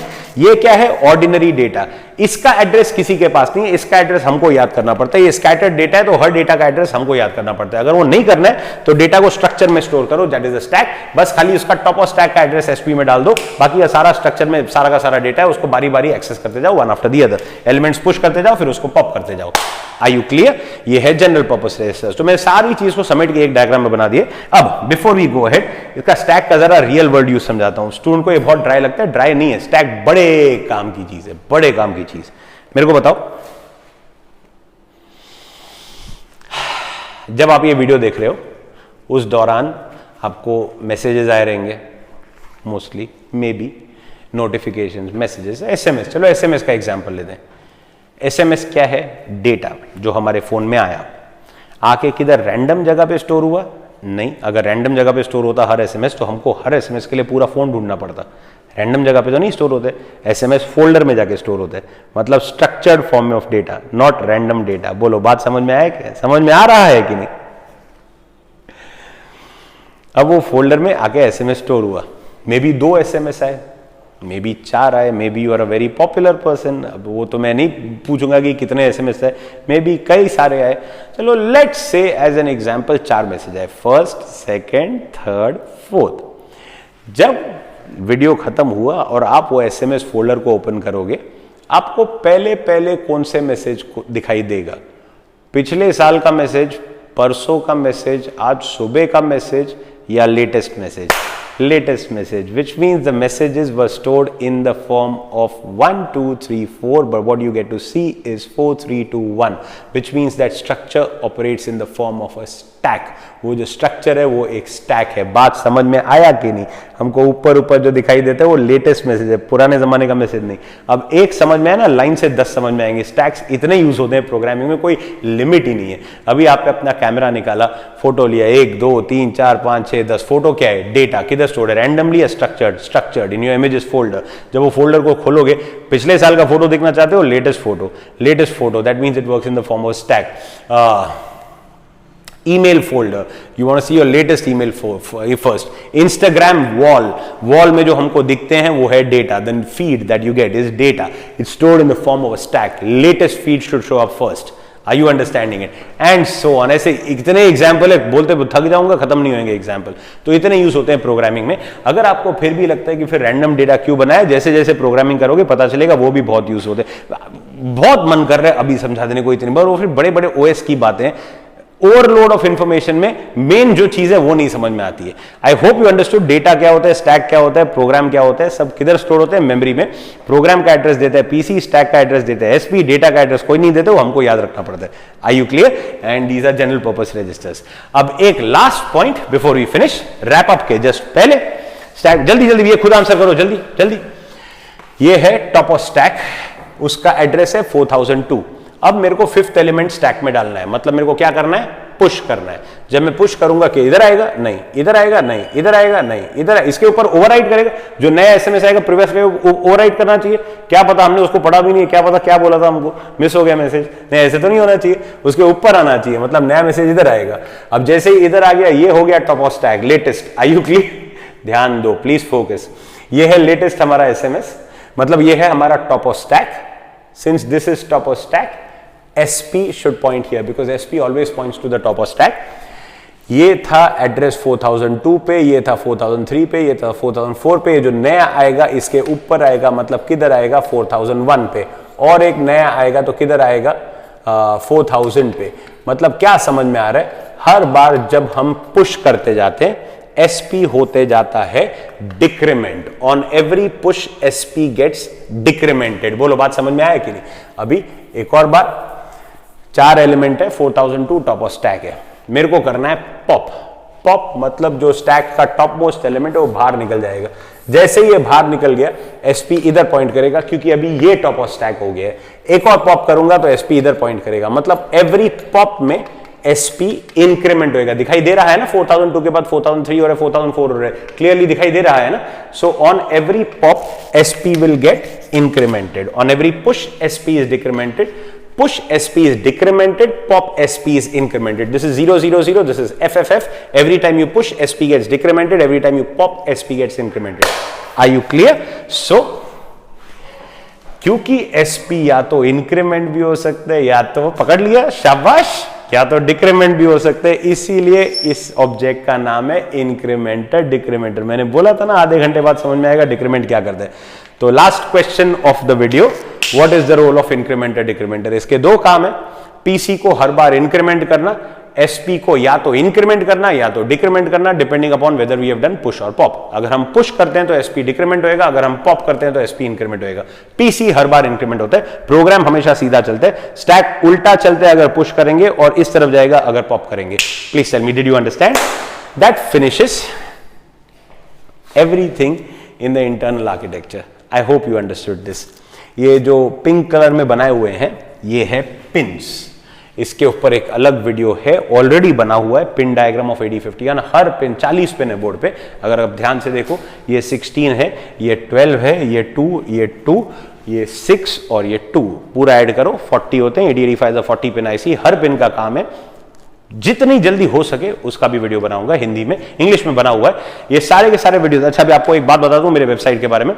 मेरे वेबसाइट पे ऐसे 32-33 वीडियोस है ऑफ 8085, पूरे 8085 को, नॉट जस्ट 8085, उसके साथ हर यूनिवर्सिटी में 8085 के साथ पेरिफेरल चिप्स भी होते हैं, 8259, 8255, 8254 एटसेट्रा, उनका भी आर्किटेक्चर, उनका भी पूरा वर्किंग, प्रोग्रामिंग, डिजाइनिंग, जो सबसे खतरनाक टॉपिक है, पूरा सिस्टम डिजाइन, प्रोसेसर होता है, रैम होता है, रोम होता है, आईओ पोर्ट्स होते हैं, सबका कनेक्शन होता है, सारे के सारे वीडियोस ऑलरेडी बने हुए हैं, इंग्लिश में है। It's a paid website, obviously this is not my hobby, this is my profession, this is professional service. Yes, architecture में फ्री रखता हूं क्योंकि I love this subject, for somebody who, so that everybody can get the benefit of the knowledge that I have of all these years. मगर अगर आपको पूरा subject सीखना है, आइए मेरे वेबसाइट पे, फीस बहुत ही कम है, 1000 rupees. It is nothing as compare to what we, 1/10 of what we charge in the classroom. The fees are going to increase, ये इंक्रीज होने वाले हैं। हमने फीस रखा है so that the whole project which cost us a lot of money and plus this whole effort of doing this to keep it viable, at the same time spread the knowledge to as many people as possible. Okay, so you kept the fees जितना हो सकता है हमने लो रखा हुआ है, but उसके साथ हमने फीचर्स बहुत प्रोवाइड किए। एक तो आपको सारे वीडियोस मिलते हैं, no ads, nothing, of course the paid website, so no question of ads. App भी है, you can watch it on the app, you can watch it on the phone. हर वीडियो के साथ मेरा बुक का PDF free मिलता है for that particular topic. आपको अगर 8085 इन डिटेल पढ़ना है, बेस्ट बुक्स मैं खुद ही बताता हूं, I have never refer to local authors, क्योंकि बहुत सारा इंफॉर्मेशन गलत होता है। मैं पब्लिकेशंस का नाम नहीं लूंगा because that's not my interest, मगर उसमें बहुत सारा इंफॉर्मेशन या तो गलत होता है, या तो एक पैराग्राफ ये बुक से, ये एक पैराग्राफ ये बुक से, दोनों को अगर साथ में पढ़ो तो मीनिंग भी नहीं समझ में आती, आखिर बोला क्या है, बस बुक बनाने के लिए बनाते हैं। बट अगर आपको सच्ची में 8085 पढ़ना है, Ramesh Gaonkar, Intel manuals, Kenneth Ayala, excellent books, I have studied from those. खाली बात यह है, they are excellent books, before I say anything more.